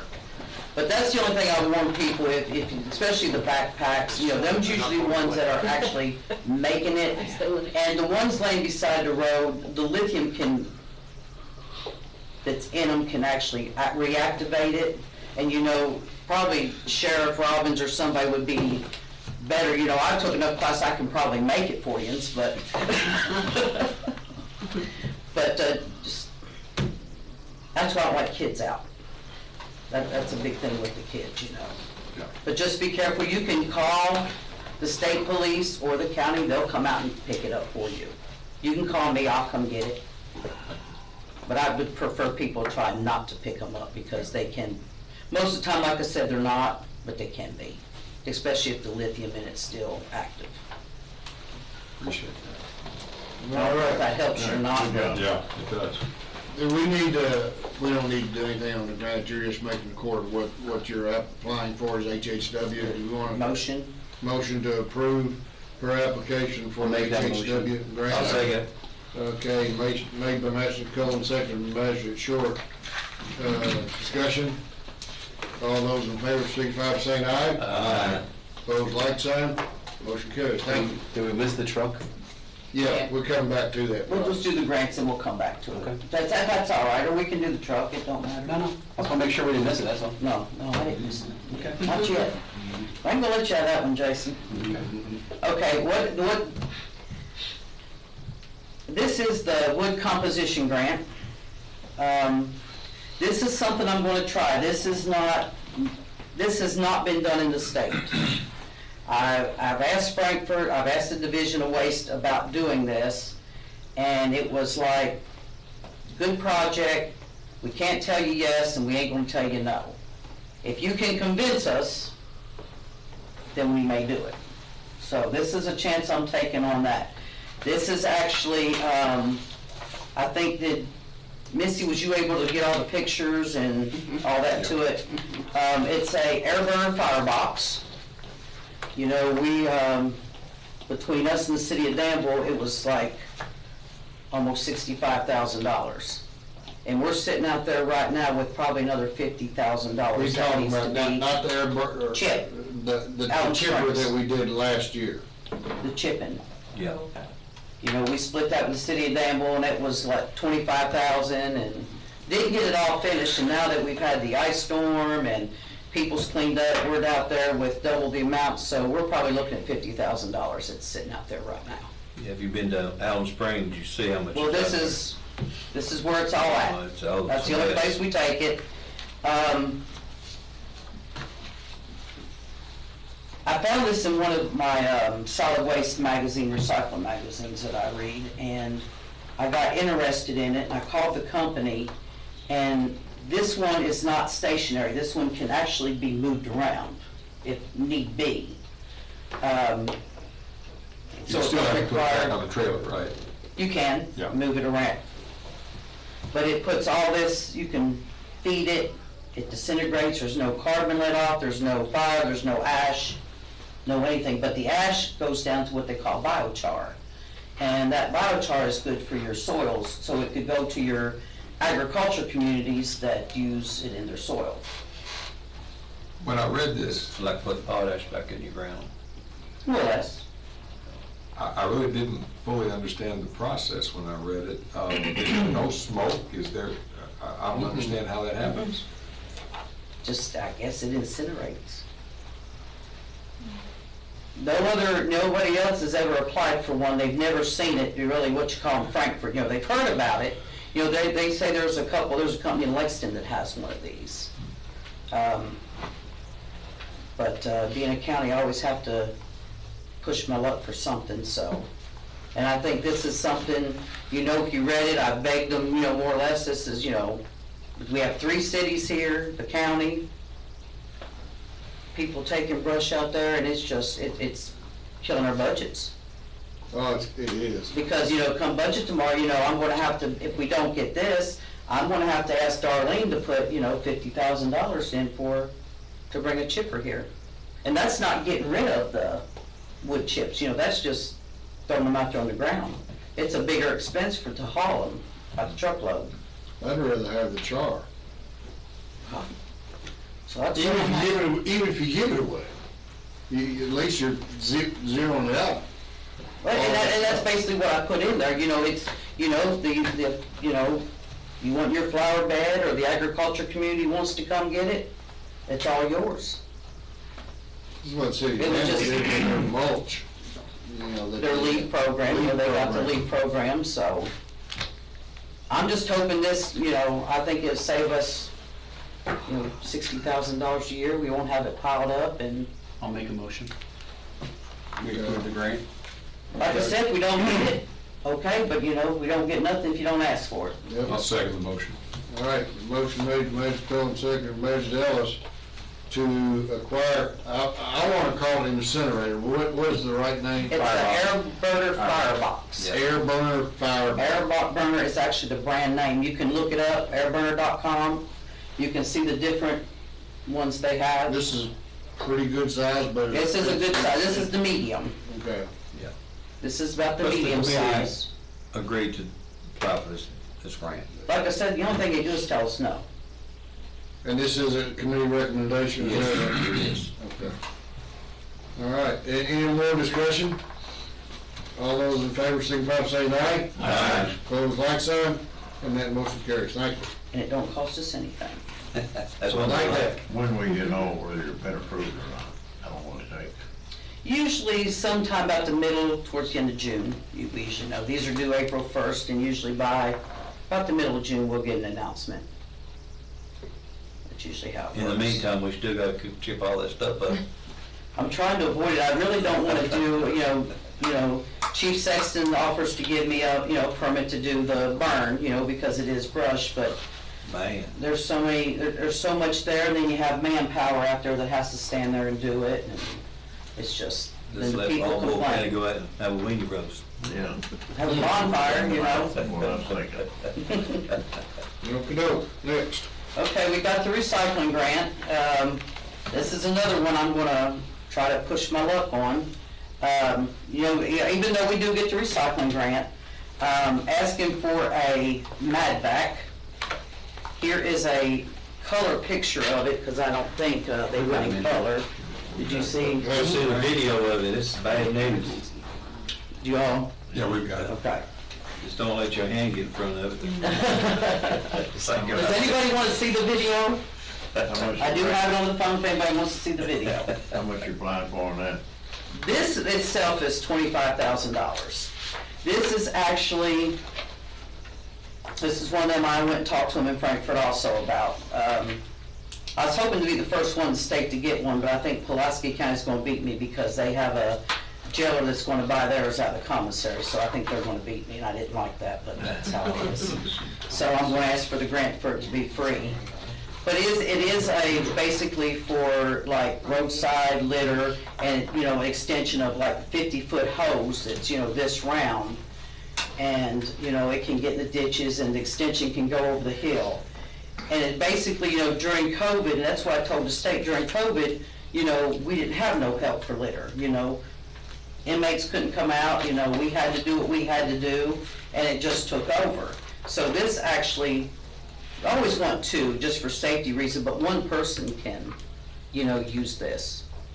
And it's just powerful. It's a powerful little machine. I'll make a motion, we approve this one. But now there's other things in it.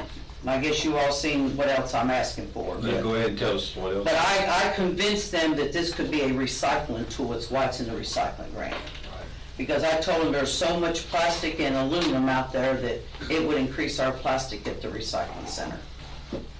Well, that's a good way to do it, absolutely. And if I could convince them, so I'm trying to convince them. And then the other things I'm asking for is just another, it's a smaller size baler that would just fit under and feed paper only, so we wouldn't be using the other machines, and some more containers that are pretty much needed.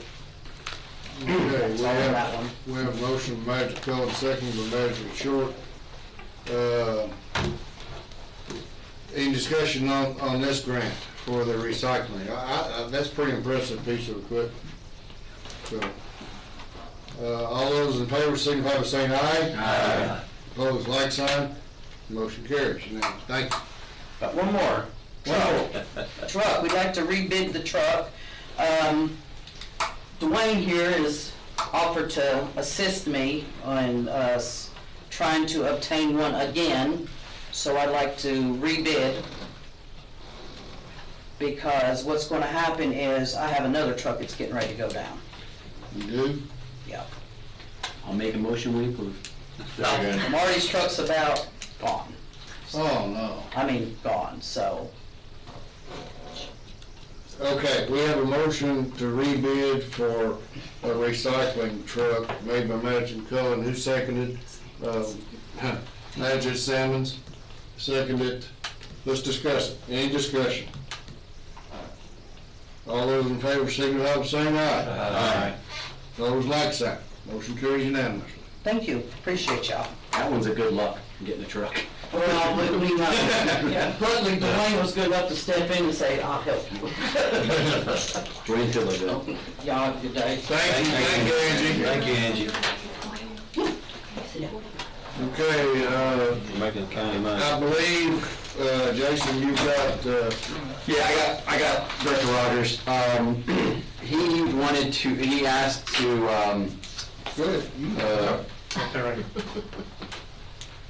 to go ahead and purchase, consider purchase for the power load equipment.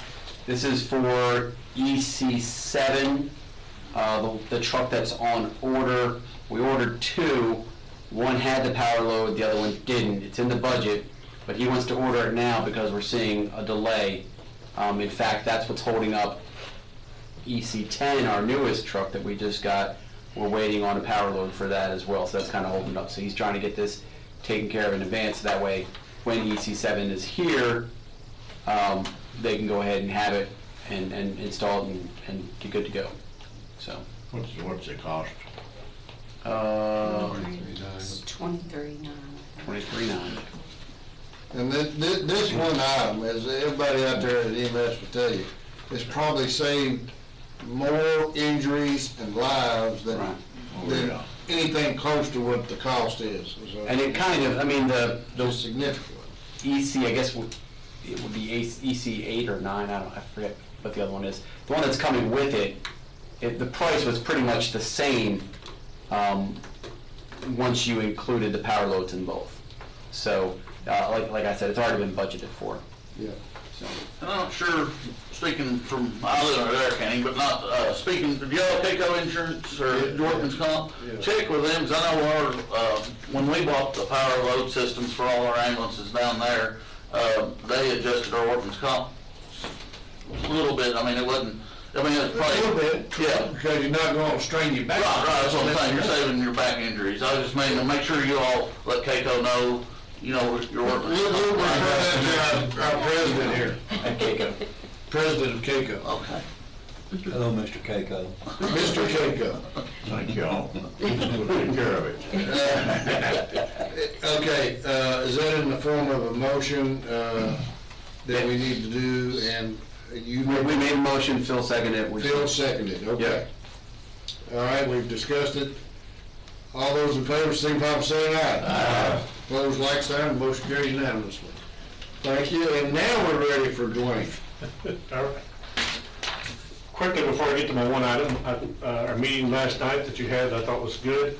The three items that were mentioned, that I'll quickly mention as far as road items, one being our, tractor trailer traffic throughout our rural part of our county, and the concern there. Of course, we're still trying to share that with folks that listen, and maybe we can find some solutions to some of those.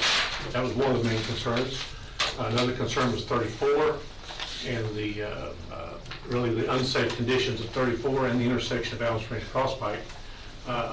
We also added to the state's list a safety project for 34, which will, for about a half a mile distance beyond BCTC, to add shoulders and maybe some drainage issues out there. And also maybe hopefully improve that intersection with Allen Springs Crosspike. They got to do something to it when they right. They want to do the improvement. The project was presented to us, it was actually proposed to us by a private individual to improve that intersection, and then they pulled it, withdrew it, but they were also turned down. The initial plan was turned down, but then the project got pulled. I didn't know if you remember that last night when we were talking. I did. Anyway, that's all still out there. Part of the issue with improving that intersection of Allen Springs Crosspike to 34, there's a lot of underground utilities there that are right in that intersection. And so that presents a real problem with trying to do a whole lot there. But that's still something we need to talk about and look at. And then, of course, the other thing was the condition of Allen Springs Crosspike. And at one point, there were a lot of potholes through there that need to be taken care of. And that leads me to my final point. We have put out more, well, we, the guys, have shoveled out over 20 tons of patch material. Oh, man. Just this winter/spring patching potholes. The state, to my knowledge, has put out over 45 tons of patch material. And there's still potholes out there. Snowstorm a little better, then we wouldn't have had to put out so much. True.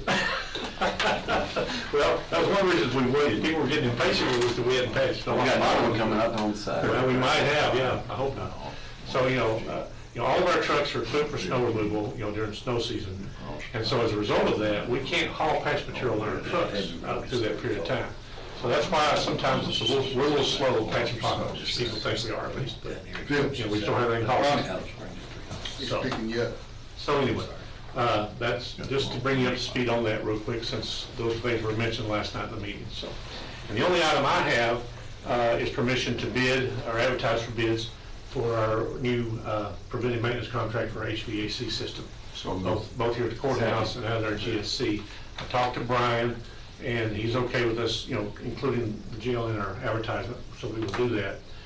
We will split the bid out, so it needs to be separated between the jail and the rest of our county facilities. And then at that point, he can decide if he wants to choose that, that bid or something else. We did that just a little over a year ago. Was it 2 years ago now? Up in the courtroom. 1 year. Just a little over a year ago. Yes, sir. And we just did it for 1 year. Did it for 1 year. And we're rebidding that we did then. Yeah, because it will expire in May. In May. Yes. Okay. Yeah. So. Motion made, Judge. Okay, who made the motion? Tom. Tom made the motion to rebid the HVAC preventive maintenance, and Jason seconded that motion. Is there any comments or questions or discussion? It looked like you had a question.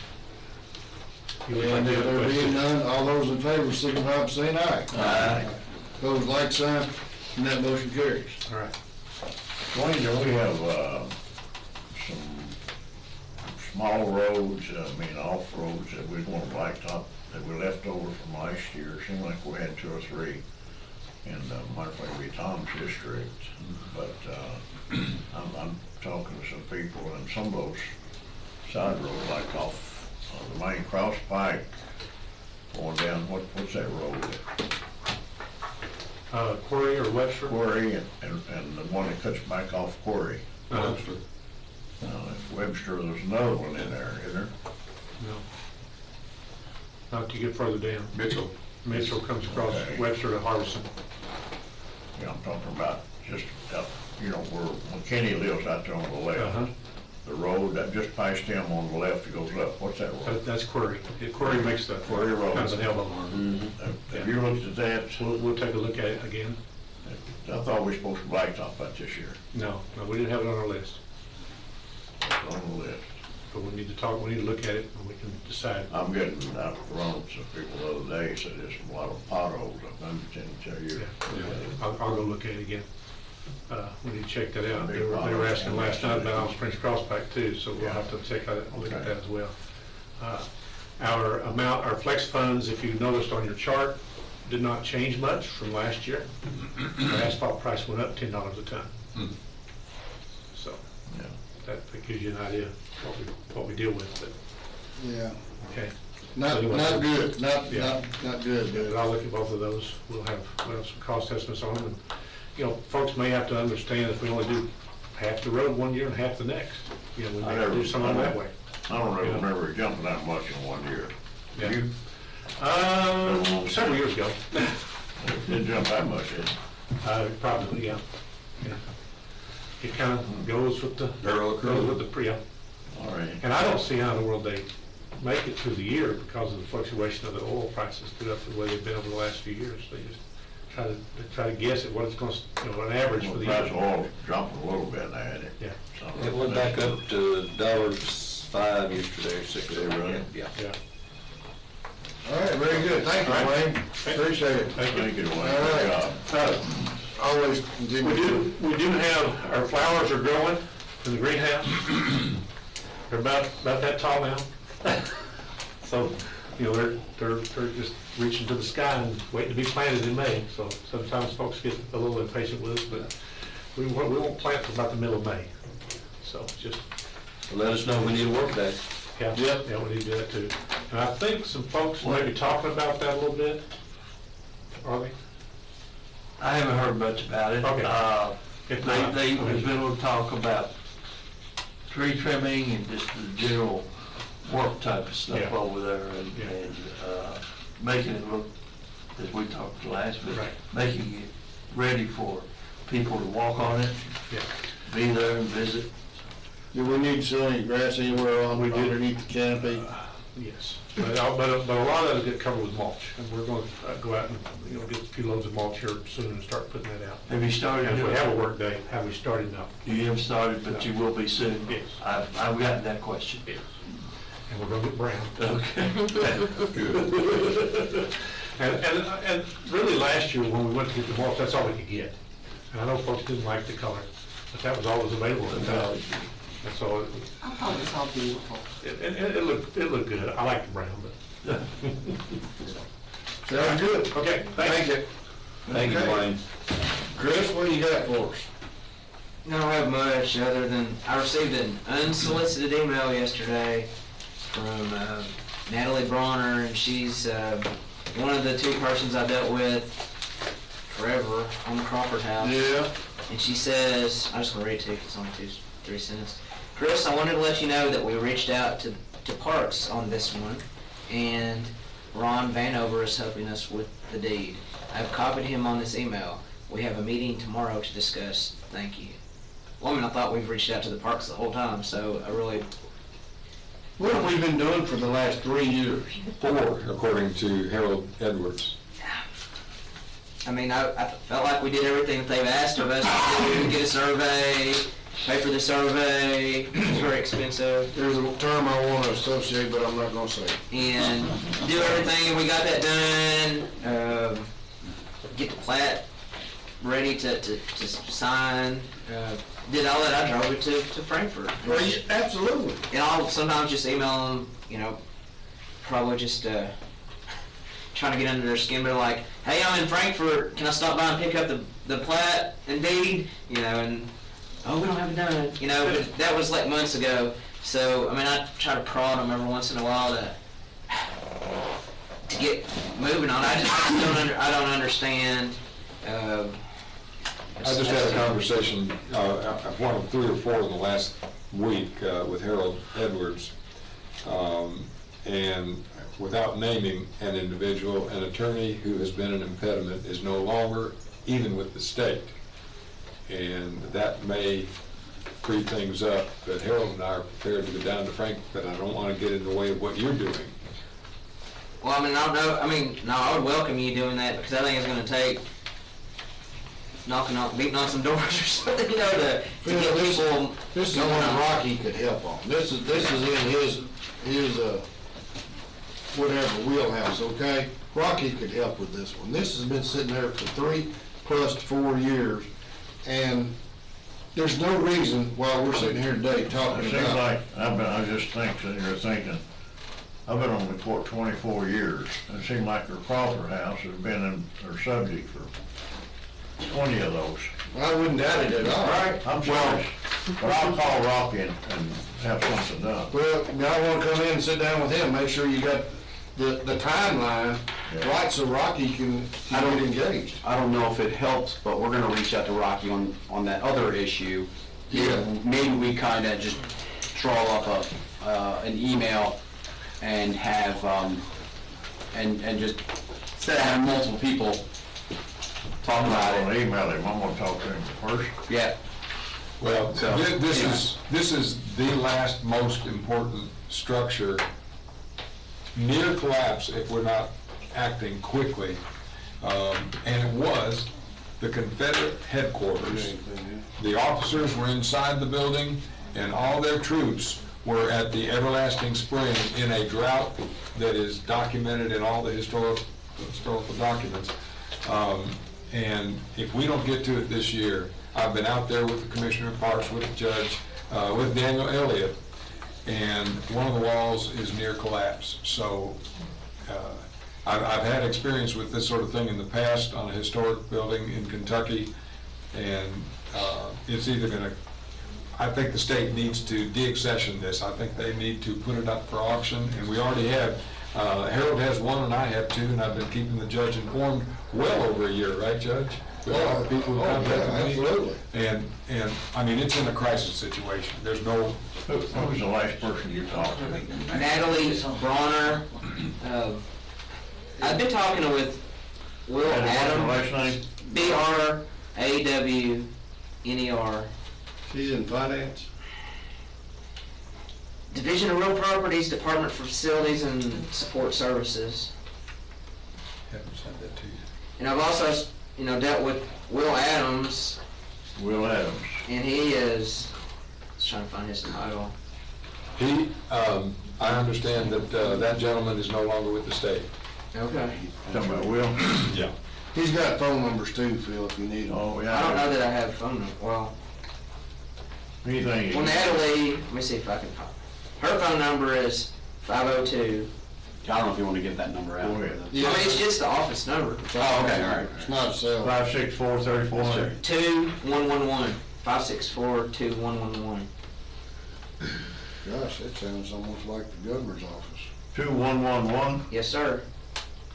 But, just because it's on the deed and so forth, that's just part of the process, because, they own it, so it's not like we can do anything with it. So then the process of, have to be agreeable to sell it next. So, I mean, they could drag their feet on that another 2 years or 3, whatever. So I just don't understand. I wish they would just give it all back to us, and then we could just do it. But they're not going to. But we've had it before, and then we gave it away, got it back, gave it away. So. All right, we'll move along. Was we authorized to auction it off at that time? Do We what? had it. Could we have auctioned it off ourselves when we had it? I think they were about to do that at one point. When you gave it to Parable something. Parable gave it back, yeah. Gave it back. I don't know. All right, Darlene, what do you got for us? Well, I think next month will be a little bit more exciting, but we'll be closing up the third quarter. February's closed for the month. Also, we did do our advertisement for our RFPs for our software. We received one that we knew we would get. We received another one in addition to.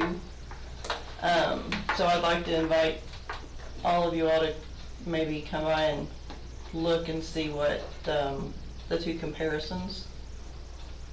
And I have reached out to and received some feedback email-wise from one other county that is looking at them, that I'll be happy to share with all of you. I've printed those out, so. But that's really about it. All right, committee reports. We'll go around and start out with Tom on this head around the room. Thank you, Judge. I'm hoping very soon, perhaps even next week, to appear at Danville City Council meeting.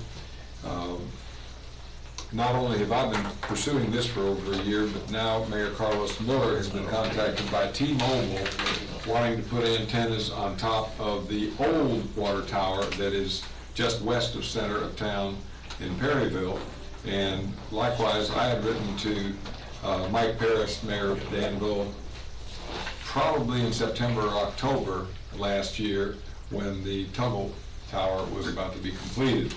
It's an opportunity for communication that just does not exist in Boyle County.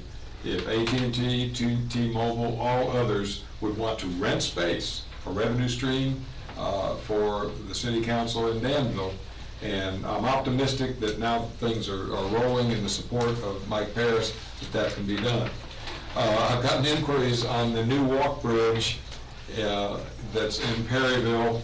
The concern is that anybody in this room could dive through the huge, beautiful triangular sections on the walk bridge, but having gotten a couple of inquiries from citizens concerned about kids trying to jump off, the railing is part of the original plan. It just has not been, it's been back ordered and will be installed soon. So that's a concern that will be eliminated. I mentioned US 68, and I'm going to be tracking that on a daily basis because the same individual contacted me again last night, very concerned about the dangers with that very deep hole and long erosion that goes all along 68 there. This is the 50th year of Portland being purchased for $1, the community center by the community, with Doris Purdom leading the way. We had a fantastic, extraordinary pie supper the other night, on Saturday night. This was amazing because in the past, I don't think any of them had ever reached, let alone exceeded, $6,000 for the evening. The opening bid on one of 60 items presented was, the opening winning bid was $325. And by the end of the evening, there was $8,300 raised for the 60 items. And in addition to that, there was such a huge crowd that they were circling around just to get fed the first time, almost all the way around the gym, overloaded into the stands. And that also was raising $1,600 for a total of $9,900 raised in one night. So it was just an extraordinary night. Wish you all could have been here. Thank you, Jason, Judge. Chris, and your entry. Thank you for that, too. So, did you go ahead and put an extra $100 in to make it 10? Well, actually, we raised, Peg and I, $200 ourselves. So I'll explain that one to you later. And I bought one of Chris's daughter Laney's chocolate meringue pies, and it was delicious. We had received several inquiries after that semi that never should have been on Mitchellsburg Knob had wrecked, and we got with Kelly Baker, and I was surprised because this time, and I've got to comment on Kelly, he's been extraordinary, especially with some of the difficulties we've had over the winter. But moving on into the spring, it's my understanding they got that guardrail up within days and that was a very dangerous curve where that took place. Both Ronnie and I are sharing the concerns on 34, the increasing potholes up and down both of our districts. I guess you might have, you've got some 34 as well, Bill, right? Litter pickup, we're getting constant complaints, and that, I know that's countywide. And lastly, I'd like to comment that because of a terrible breakdown in my phone where I thought I was losing everything. I met a businessman here in town, and I brought him to the attention of Bill Nichols with an email. Subsequent to that, Bill has agreed to make contact with this gentleman because he's in the repair business on all items electronic and technological. In that, because he's a local businessman, I've also written to Chad Holderman because, as the gentleman who fixed my phone said over the weekend, they have over 800 iPads like this, and they go down too. So as we're trying to keep business in this community, this is one more opportunity to help a local business to do well. And I think, Julie, you're aware of this individual, right? Yeah, it's Device Depot down on 4th Street, across from Medicine Shop. He'll fix your broken screen pretty quick. Just, I mean, he's got all the modern equipment. He literally x-rayed my phone to look at all the items that might be defective and fixed it within an hour and a half for $44. How many cobwebs was in there? How many cobwebs was in it? Well, he had to dip it in something. He fixed my assistant's phone as well that was accidentally washed in the washing machine. Are you through? I'm through, sir. Do you need a motion on his report? Well, that's not a committee report. He never gave a committee report. I don't have. That's this blue area back here, Phil. We ready for reports too? Yes. Okay, Ronnie and I met on March the 2nd out at Humane Society, and present was Christina and Eli.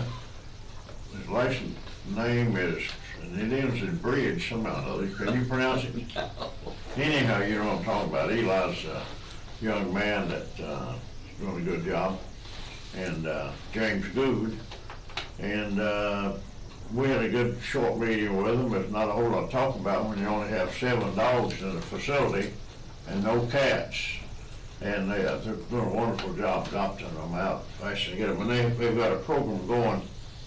I don't remember exactly how many days that you can adopt a dog for $25. They've reduced that for a short period of time. So you can adopt an animal for $25 if you'd like to.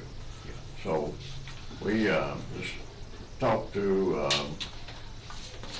James quite a bit, kind of privately, because he's missed quite a bit of work, and we want to know why. And he's had some families that's been sick, so and he's a good employee, so we're trying to work something out with him so that he can continue doing his job. And Ronnie and I both were really impressed with how clean the building was. It's just, if you haven't been out there, you need to go by and just take a walk through, even back where the dogs are. The floor's clean and looks like it's waxed, doesn't it, Ronnie? Oh yeah, no smell. No smell at all. It's hard to believe you go in a dog pound, I call it, and no smell at all. So we congratulate them on the cleanness and the way that everything is run. So we conclude a report about, I think it's 11:25, and that's my report. I'm making a motion to approve it. Second. All right, been a motion made by Simmons and seconded by Magistrate to approve the Animal Control Committee report. All those in favor, signify by saying aye. Aye. Opposed, like sign. Motion carries. Thank you. We also had a committee report for our Government Service Center, and that was on March the 1st. We did 2 different days because of James, but anyway. Andrew reported that the Animal Springs Convention Center, it's got a new compactor that was put in. That was a budget. We had a budget for that purchase. And the new baler that we got, has anybody went out to see the new baler? She got that with a grant, so that is, it's. Well, I have, it's the big, I was out there when they were installing it. Yeah, I was too, yeah. And they got a bottle perforator. If you know what that is, it goes under the machine of the bends that the top, the bottle stuff goes in, it punches holes in it.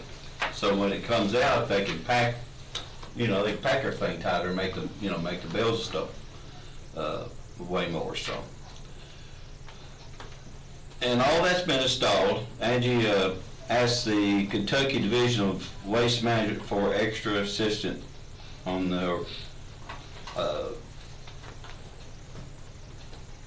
household waste event and hazardous waste event. The event was held this past August and was very successful, which everybody knows. We exceeded $8,769, which she, you know, they put that in the bank and gave it to our treasurer. Angie gave us a year in total for the reported in the annual report, in which you have already been given. So we did, recycling done great this year. And we closed our meeting at 10:45. All righty. Make a motion. Second. A motion made by Manager Short and seconded by Manager Salmons to submit the Environmental Services Recycling Committee report. All those in favor, signify by saying aye. Aye. Opposed, like sign. Motion carries. Anything else, Ronnie? Yeah, I want to thank everybody that came out last night to Pulse of the People. I think we had around 30 people there, but I appreciate the courts backing us up, in other words. But anyway, we appreciate every one of you coming out. And what you said last night, I think explained a lot of things to some of the people. But I want to, let you know I appreciate that. And also, when we was at our convention in Louisville, I got this thing from the Wildlife Services for Kentucky. It shows the fish that we've got in different lakes in our, in our state. So I just got this. I don't know if we want to hang this up somewhere in the courthouse for people to look at, but I thought it was pretty neat. And you can scan the bottom left-hand corner and get a tremendous amount of information. Yeah, you can scan that. It tells you different spots of people catching fish and the maps where they're putting, the places, like trees down and all that. So it's there if you want to use it. Yeah. What surprised me is the fact that I figured that you could get too many trees. But they would, I'm talking about Christmas trees. Is what they're really talking about too. And it looked like you could have so many it would really trash the lake, but evidently not. Evidently they decay and they're gone. But it helps the fishing lure. They tie them down so they won't move. But like I say, it's hard to get your line out of them cedar trees. All right. Well, you can leave it with us, and we'll find someplace in the courthouse that people can see that and learn from it too. Okay. All right. That's right. I got it. All right. Anything else? No, that's it. John? If you don't want to put it in the courthouse, tourism building might not, the new fellow out there might be a place that you'd want to put it if people coming through. It's here, so what are you going to do with it? Okay. Nice lunch the other day. Wanted to thank everybody that was involved for the first responders at lunch. They really appreciate it. I think they did. And the food was made good use of what was left over. Yeah, we passed it out to Jason, so. I think we need to, I'm glad you mentioned it, John. I think we need some of us magistrates need to put in a little more and give it to Jason, because you didn't need to do that. I offered to, I think it was Misty that I'd pay, and you stepped up and beat me, but I'm willing. What I'd rather you guys do is just run over to Milton's and grab lunch one day, because Nathan was really generous. Missy was able to get us a good price, and he basically said, if that's what you guys can pay, then pay that, and I'll cover the rest. And so, he in essence donated as well. So, let's just make sure we get over to Nathan's and Nathan's and good place to eat. Yes, it is. We've got one of the best club sandwiches you'll find. Yeah. I'm just sorry I missed it. Oh, we had a good, they got all the food. They got dispersed. Yeah. Well, I want to recommend, I don't want to steal John's thunder, it's his time, but I do want to recommend that we had some people that did not get to take advantage of that great lunch that day, and it was just wasn't anybody's fault in particular, but I think Earth Day is a good day that I'm planning on spending some money to help our employees out at the Environmental Services Recycling Department celebrate Earth Day with some lunch that I'm gonna provide. If anybody wants to, that's fine. I'm not asking for it, but I just feel like it's important to try and do. Yeah, I'll always want to. Are you gonna get the food from Milton's also? Yes, sir. Well, I'll be glad to help pay for it. We're talking our old buildings, let's not forget our old buildings at Constitution Square. If you got issues, I think, Julie, according to. Yes. And we need to remember the roofs, we need to remember our Constitution Square, which in another month will be probably a lot of folks passing through, and that speaks of our county and our city and our community, so that's our point. As we sat there in the conference last week, there were a lot of good things that were brought up, but the one that grabbed my attention the most probably was the discussion by the panel on tornadoes. These folks have been through a terrible experience that I hope we never have to go through. But the thought that came to my mind, and I wanted to bring it up today, how prepared are we before that happens? Those gentlemen, I think they were all gentlemen, indicated that there was things that you could do ahead of time that they found out after they went through it. And I thought, are we prepared? Can we do some things ahead? Hopefully we never have to put them in place, but are we prepared? And here's why. It's a whole lot easier to do it today than afterwards when you're emotionally disturbed and everything is a mess. We can make better decisions today when we're not going through all the emotions of a tornado. And I believe there's a lot of things we do. One of them was setting up a plan to accept donations. And I thought, who would have thought of that before? I just think there's probably, and Ryan's probably had some time to work on that and do a white paper on what we can do now. How, if it happened, how would we handle it? Where could people go? Start to get the word out, just in case, because it happens so fast. I'd rather be ahead of it than behind it. It happened overnight in Texas. Yeah. You never know. I think we can serve our citizens better if they know what to do if that situation never happened here. What if we had one down Main Street? You never know. They go where they're going to go. Dawson Springs wiped them out. So I would be anxious to see. Of course, you all know I wasn't there at the conference because, and I'm in hindsight, I'm kind of glad I wasn't because some of my close staff was out that whole week, and without me being here, it'd been different. So I'm glad I was here, but I understand all these disasters very, very well, and we look at things to help be prepared. Probably our new website is going to be one of the best opportunities, a venue to present those kinds of things, which I can work with Bill on, that I've got from FEMA in the past, because I've done those things. But physically, as far as mitigating stuff on a tornado, there's very little you can do.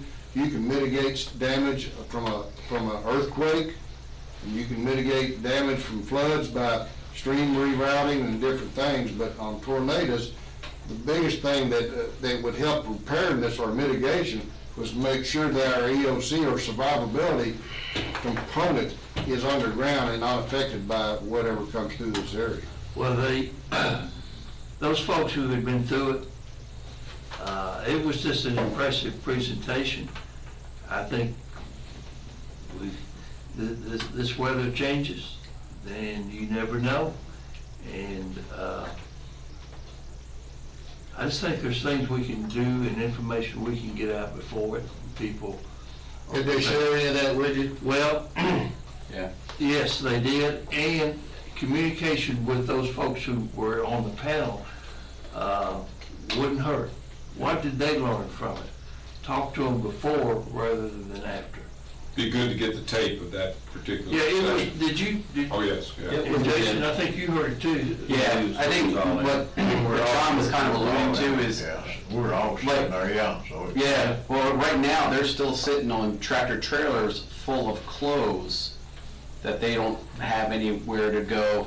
There were a lot of Over water too, he said. Yeah, there's a lot of supplies that they got that they didn't have anywhere to put. You know, everyone, you know, came and donated, but they didn't have a place to put stuff or to sort stuff in order to get stuff to the people that needed it. So basically everything just kind of came in these big tractor trailers, vans, whatever, and they didn't have a way of like actually getting it to the people. You know, anything that people donate is great, but they got a lot of secondhand clothes that they said that really they'd rather not get. They'd rather not get. And a lot of it too is because you don't have an infrastructure on where you can store the stuff and sort it.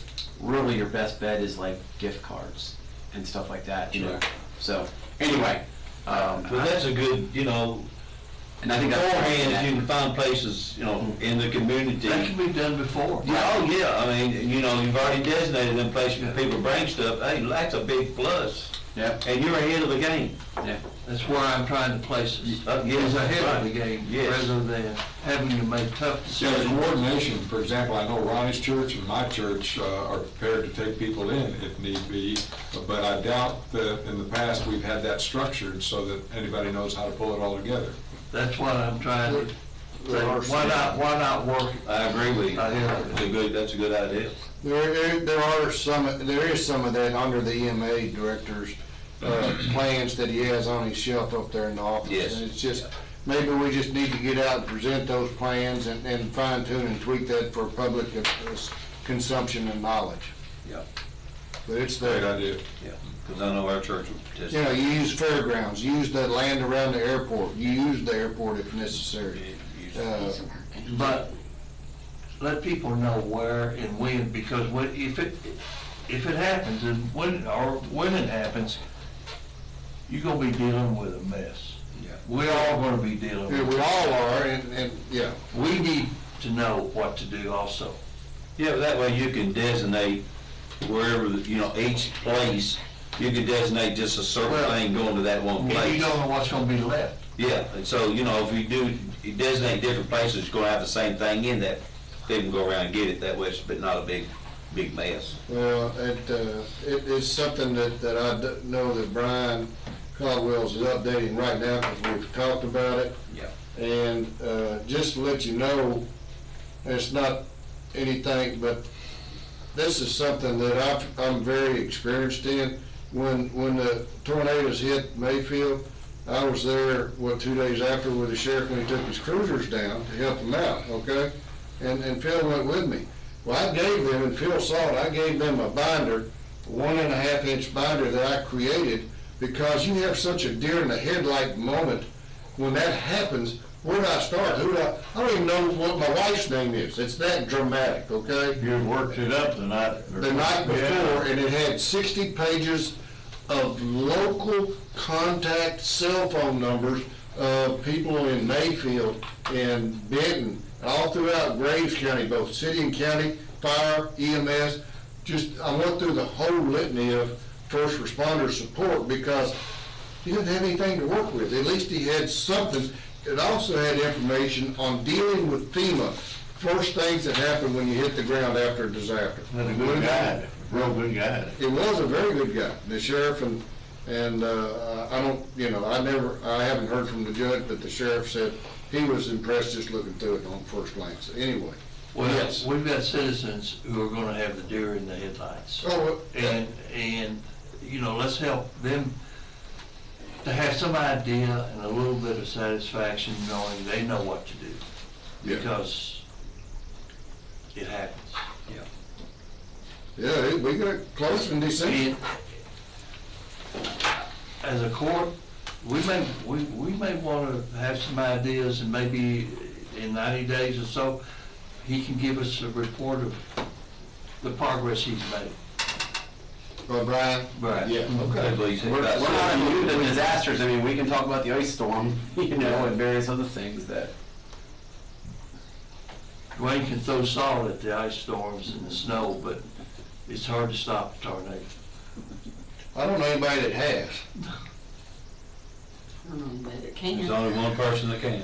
The panel had, what John's talking about too, is, I was impressed with, they had an individual from each area that had been hit with the tornado. That's why I said the names. Made it very interesting for us because they all had a true story to tell. The communication from them could give us a lot of information to use to be prepared. Oh, yeah. Just like this morning on the news, I don't know if anybody watched the news or not, I think Tom did, but we seen where this tornado in Texas, and it showed this pickup truck, Judge. Going through it, and it rolled that truck several times, and the guy then landed on his wheels, and the guy drove away. Didn't it, Tom? You see? It's amazing. What else you got, John? That's it. That's it? Okay, it's good advice, good information. Make a motion to approve his report. Well, it was. His district report, I guess that's kind of a district report, so. No. Jason? You can take us home, it's 2.5 hours. Yeah. I will. I'll be quick. Thank you, Judge. All right, so the EMS committee met on the 8th of March. President, myself, Magistrate Wood, General Hunt, Director Rogers, Ted Bryant. He gave us some information. I'm not going to go through all of this because there's a lot in here, but 2021 statistics, 72% of our run volume is 911 traffic. 18% of that time we ran emergency to the hospital. They had 1,056 runs that were no transport. So that's basically they went out and didn't have to transport anybody that denied service. 524 were motor vehicle crashes, 75 were cardiac arrest, 121 were opioid overdoses. And so that was the grand total for them having to go out was 600 and, oh no, there was something else about 692, but anyway, but they're way up for runs, and this gas is not helping. They gave a really good update on the Samsara update, which is software that they purchased through a grant from CAECO, and it's really helped them to be able to kind of pinpoint things and see what's happening with their crew. If their crew's not paying attention, it really kind of gives them a really good view of like what's happening. There's a lot of trainable things in there. Let them know if they're following too close to somebody or various things. And then there's videos that Director Rogers can look at and see, okay, this is where your eyes were over here. You were fumbling with this when that alarm went off or whatever. So, well worth it. Mike is still working on trying to get us all the information we can on House Bill 777. They gave us a fleet report about EC10, which was the newest one that we were able to pick up. So I think that's getting some stickering work done right now. And it looks like they're going to probably go with the iPads instead of Surface Pros. And then just letting us know that EMTs and paramedic shortages are a real issue. And I'll go ahead and submit that report. All right. We'll have the EMS report been submitted by Magistrate Cullen, and is there a second? Thank you. I'll second.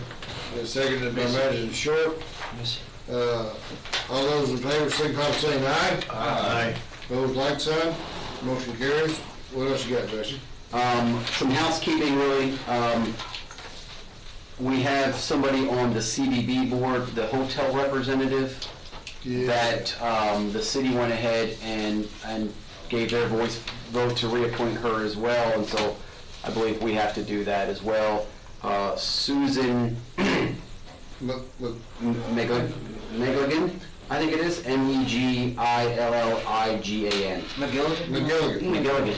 Her husband was a star football player, both in Boyle County and Center. He said they don't have anybody, so I'm gonna have to call back. Well, this is just a reappointment. Yeah. So anyway, so I think we probably just, as a formality, just need to reaffirm her, so. She's done an excellent job by everybody's, that has known her, and I've been out there for several meetings, and she is really engaged and offers her property, as they refer to it as, is open for meetings out there with the CBD. It's hard to get a hotel person to really commit to this like she has.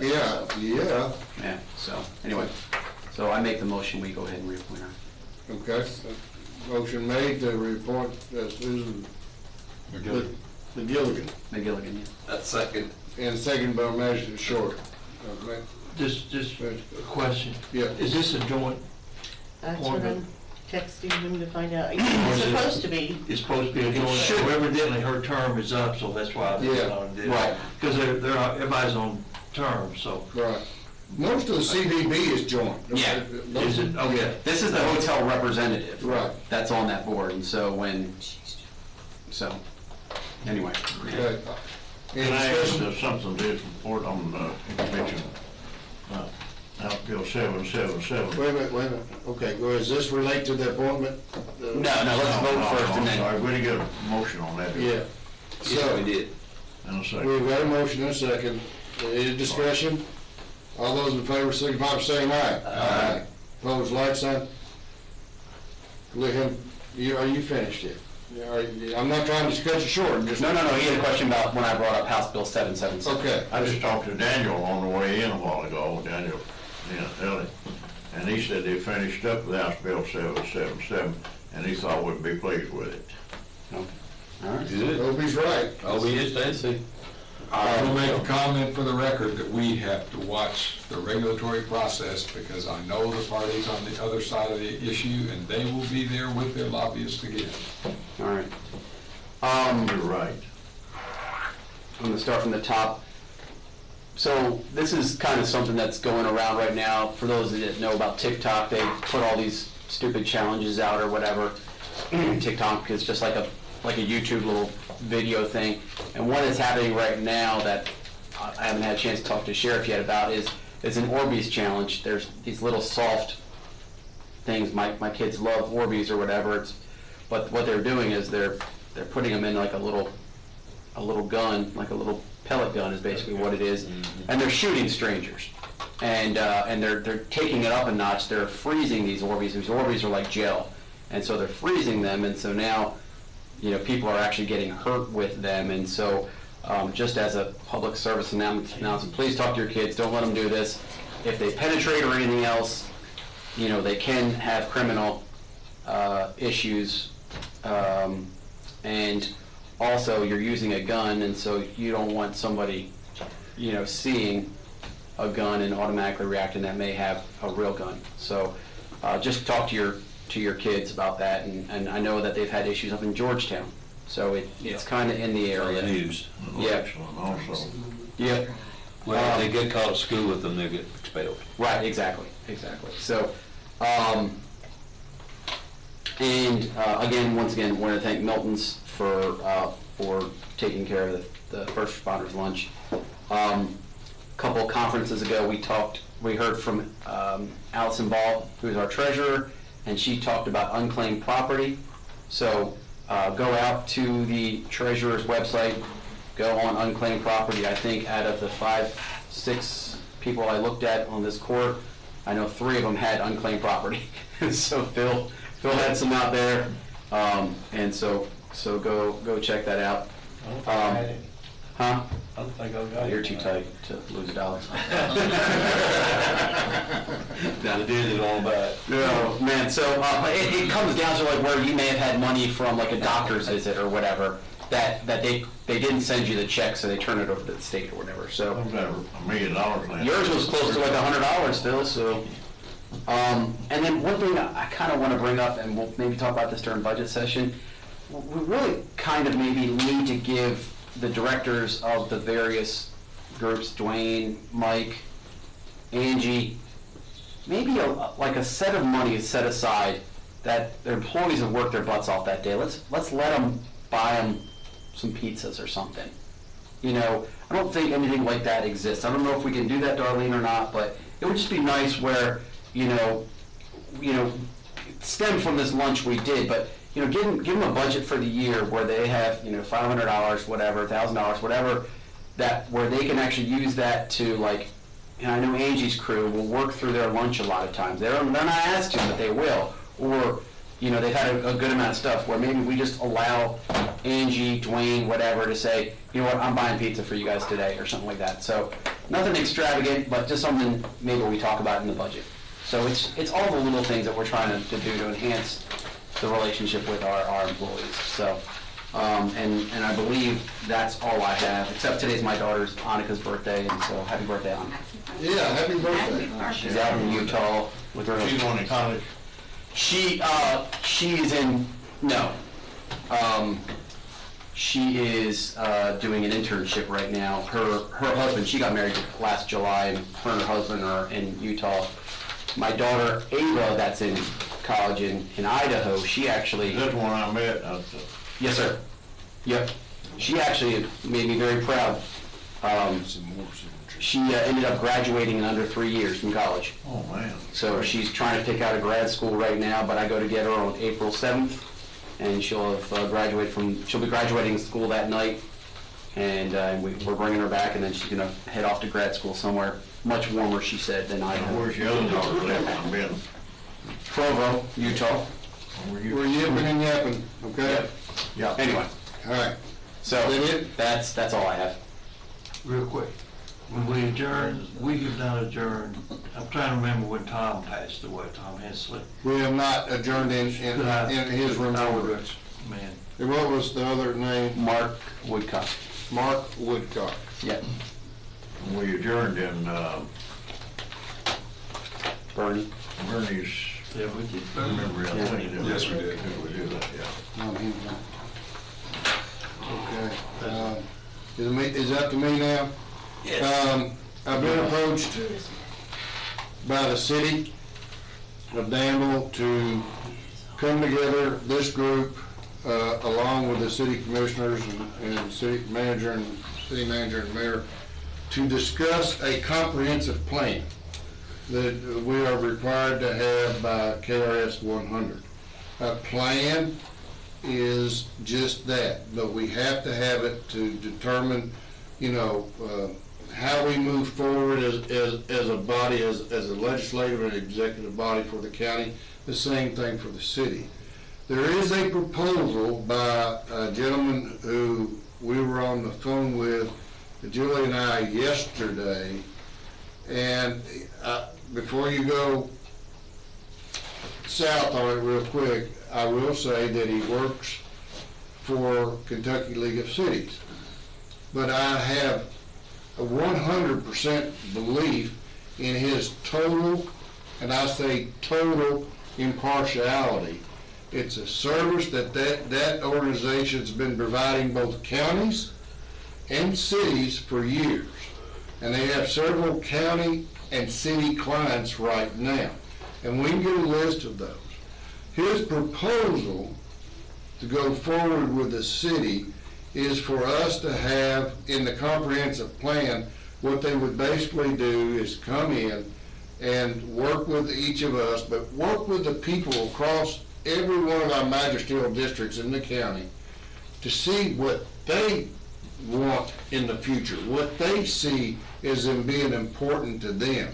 And the plan is built from the public's vision, not our vision. They give us the vision they want us to consider working with in the future. And I think it is absolutely tremendous. Aside from it being required by KRS 100, I feel like it's something that I would love to know. Now, there is a cost associated with this, and our neighbors to the north, and I won't give the exact amount, but Frankfort and Franklin County is a six-figure number, okay? The proposal, if we want to entertain listening to this, was going to be presented by this gentleman that would do the comprehensive plan for both the city and for the county. It's budget season, it's worth, I think, hearing out and discussing, even if we required a special call meeting to do it. It may not even require that, but if we met with the city to sit down and hear a presentation, the proposed cost to the city of Danville would be about $30,000. But the proposed cost to the county, which would include Perryville, Junction, and Falkland, and Mitchellsburg, and Parksville, would be about $30,000. And it would be good for a 5-year period of forecasting what the people see. They want to see this county and the city of Danville look like in the next 5 years, what they want to see built, what they want to see enhanced, what they want to see in the way of just general quality of life improvements. And we don't have that capability internally in this body right now. So I would like for you all to consider at least sitting down and listening to a presentation on a comprehensive plan. Judge, does the statute exempt us from putting this out for bids with that kind of an expenditure? No, I don't believe it does. Now, I'd have to refer to council, but because there again, it's a professional service that is doing it. So I don't know that it would. I can't say it offhand. We'll do our research on it. I don't think it will either. But I wanted to throw that out to you for consideration. They wanted to meet this Thursday. I just said that might be, I need more time to share with you guys, and Julie and I can send some stuff out to you so you can look at it, read about it, and consider it. But I still would like for us to come together, because it's just one more thing that shows that the city and the county are working together on something that we can get input from the public. It's not coming from the commissioners to us, or us to the commissioners, or the mayor to the judge back and forth. It's coming from the public, and I think that's critically important. It's really planning, it's true planning. It's true planning. It's true planning. From grassroots up. We've not been through. Yeah. I don't feel, am I right, we've not been through something like that. So, anyway, we'll present that and let you know, but I would hope that with the information that Julie and I will be providing you, that we can move forward. I think this is a very worthwhile endeavor, and it's like I say, it'd be a $30,000. I don't know. We could even start it on the new FY if we need to, if we have to. What's that guy's name, Judge? Are you allowed to get out? It's Tad Long. Tad Long. You probably know him. Yeah. He's been around for years. He came from Garrett County. He's originally from Garrett County. Okay. If there be no other additional business, I would like to adjourn today in honor of the service that Mr. Tom Hensley contributed to this county. It was friends to Benny. He was also the master commissioner for this county, as appointed earlier, like 15 or 20 years ago. And Mr. Mark Woodcock, who is a helicopter pilot and an accomplished helicopter pilot that saved many lives, working out of the Danville area of and you know, I apologize, I went to school in Texas, and it was called Life Flight out there. What is the? Harryback. Harryback here. I always want to call it Life Flight. That's a good name, though, isn't it? For Mr. Mark Woodcock, who distinguished himself in saving lives from this 1,200 plus missions out of this area right here, and that is truly impressive. And he and his experiences will be missed, as will Tom Hensley. So we adjourn today's court with a motion from the floor in their honor of these two gentlemen. So second. Motion made by Magistrate Kaywood, seconded by Magistrate Cullen. They had the head nod over there first. Gentlemen, all in favor, signify by saying aye. Aye. We stand adjournment in honor of Inslee and Woodcock. Thank you.